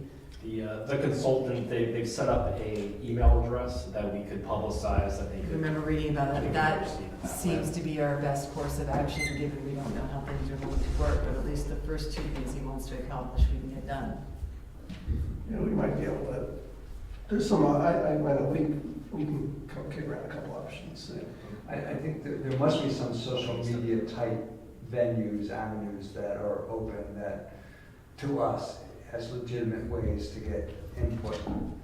We can do something similar to what we did tonight. We can either have people call in, or, because it doesn't have to be a group conversation, it can be a conversation between a consultant and an individual. Yeah. So that could be done easily by telephone, by email, by Skype, by whatever method you want. Yeah. It is unfortunate that we can't use all the avenues that are available, that would have been available to us had there not been the virus thing, but we just, as the saying is at work where I am, is you gotta do the best you can do, and that's all we can do. Okay, I think Yeah. we're good. So we're hopefully on in some way for the 7th. Yes. With Robert, and then some way for him to communicate with department heads on the 8th, and then figuring out how to get input from the public after that. Yes. Yep. And of course, the next big step will be screening of the resumes, because the deadline, I think, is April 13th or something. Yeah, and that's what's in here. Yeah. So that's coming up pretty quickly as well. Yeah. Okay, we'll move on then. The board's ready? Yeah. Okay. I guess the only other thing I wanted to mention is the thing we've kind of talked about a little bit here and there all night long is the health crisis that we're in. I will say the last week and a half currently have been extraordinarily busy, as I'm sure all of you have experienced the issues relating to adjusting to a whole different set of ways of operating.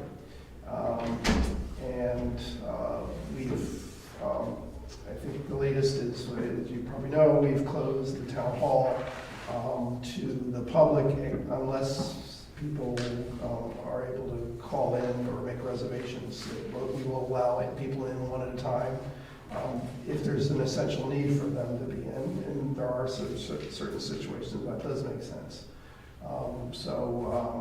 We will continue with that approach. I think I also may have mentioned by email that we did have someone come through the town hall on Friday who I believe has tested positive for the virus. Okay. So it's, I'm hoping, my fingers crossed, that all the precautions we took leading up to Friday were sufficient to prevent the further spread of the virus to our employees as well as to citizens who may have visited the town hall. That same person also had contact with our police department and with the fire department. So, just again, fingers crossed that all the precautions we have taken protect everyone, but we'll know that for another week or so, I would think. What was the mechanism in which you were able to determine that this person was whatever affected? I'm just more. I'm not sure. Okay. Well, I think this person works for a business, and the business owner contacted us.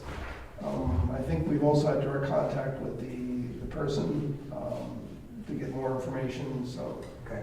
And I believe it was also reported to the health department. Okay. Thank you.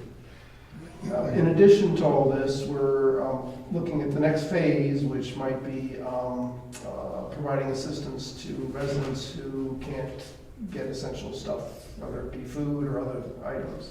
We've had a number of people post on various social media forums that they're willing to help out. So I asked Eric to kind of start to organize that a little bit. And so we have a list of 7 or 8 people who have expressed an interest in doing this. We're setting up one of our staff people, I believe it's going to be Melinda. Yep, to start. Let's see, our workload in certain areas has dropped off, so we're reallocating resources, and Melinda's going to take charge of the volunteer program, and we also funnel any request for service in through her, so we have a mechanism for responding to whatever needs might be out there. And Eric's been very busy, both on the technology side and helping to set this program up and other protocols.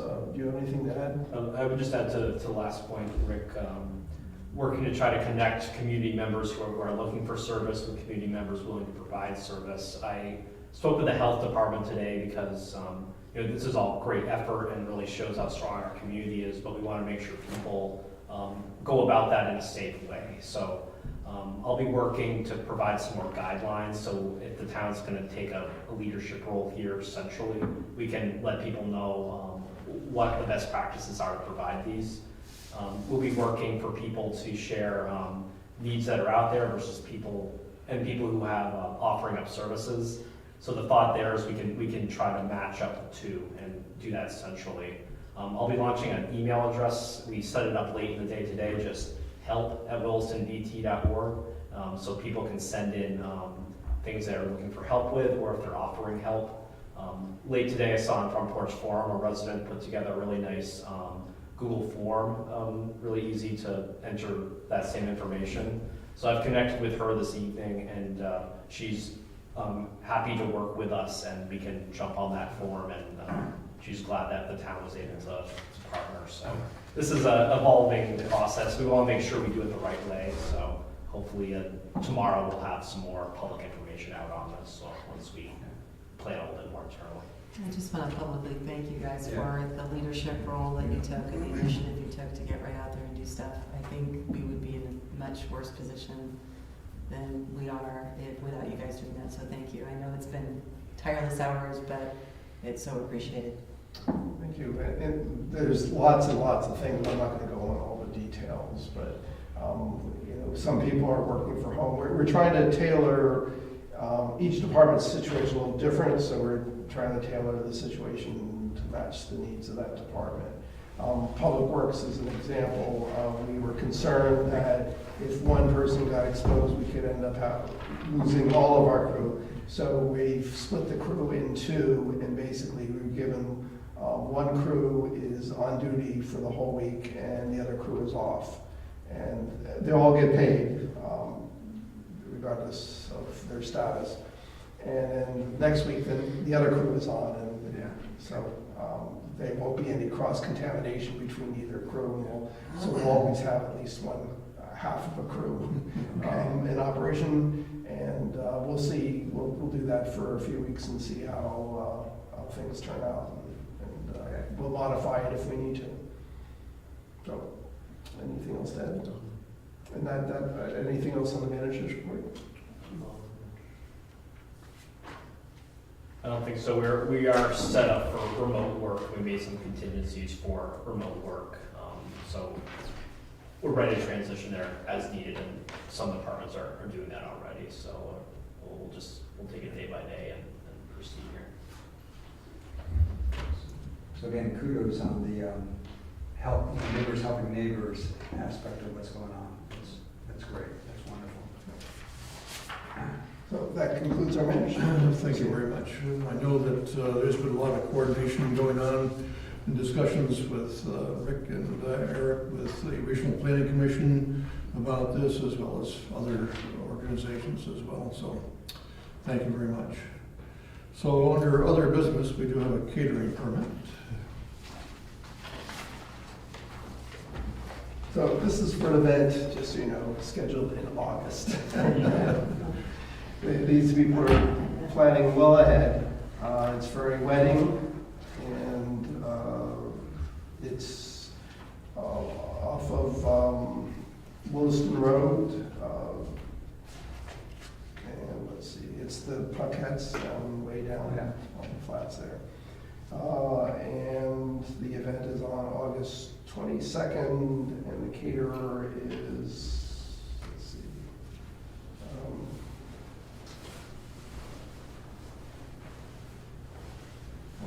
all right, they have a catering number, but it's Occasions Vermont, I think is their name. I have their catering permit number, but that doesn't, oh, wait, no, I probably have it. Yeah, Occasions Catering is the organization. They're located in Waitsfield. No objections from staff, I presume? No objections. Is there a motion? So moved. Second. Yeah, a second. Any discussion on the motion? All those in favor of the motion say aye. Aye. Any opposed? Any other business tonight? Just a quick question for Rick. How are marriage licenses being handled? And I ask because I officiate a fairly large number of weddings, and I've got brides and grooms that are panicked at this point. And I don't think the town offices are open to be able to do that. Is that correct, or can they make an appointment? I don't know. Well, as I understood, they could, but I heard what's this latest service? I think we would clarify with Sarah, I believe that's something we could still do. I know our assistant clerk, Jen Munson, is the person in the office that arranges the license, so we can. What I'm doing with several of my couples is they've had to postpone their weddings, but they want everything to still, I'm gonna marry them on the day that their wedding was supposed to be, and then I'm going to remarry them again in a public ceremony down the road. But a lot of them were just saying, we've had everything set for this date, and I went, I actually have a select board meeting tonight, I'll ask. Okay, so they should call you and see what arrangements Well, we they can should make call possibly. the town clerk. Right. Office, but Let's see what could be possible. it seems like that we should be able to accommodate that somehow. I mean, I'm happy to, I don't know, but I'm happy to kind of ferry anything that I need to, but I don't know if you need people, I don't know what's in getting a license anymore. But if I need to ferry paperwork for you, I'm happy to do so, if that makes any difference. Okay, yeah. Check in with Sarah. I will. I'll call her tomorrow. Thank you. Sarah. Thanks.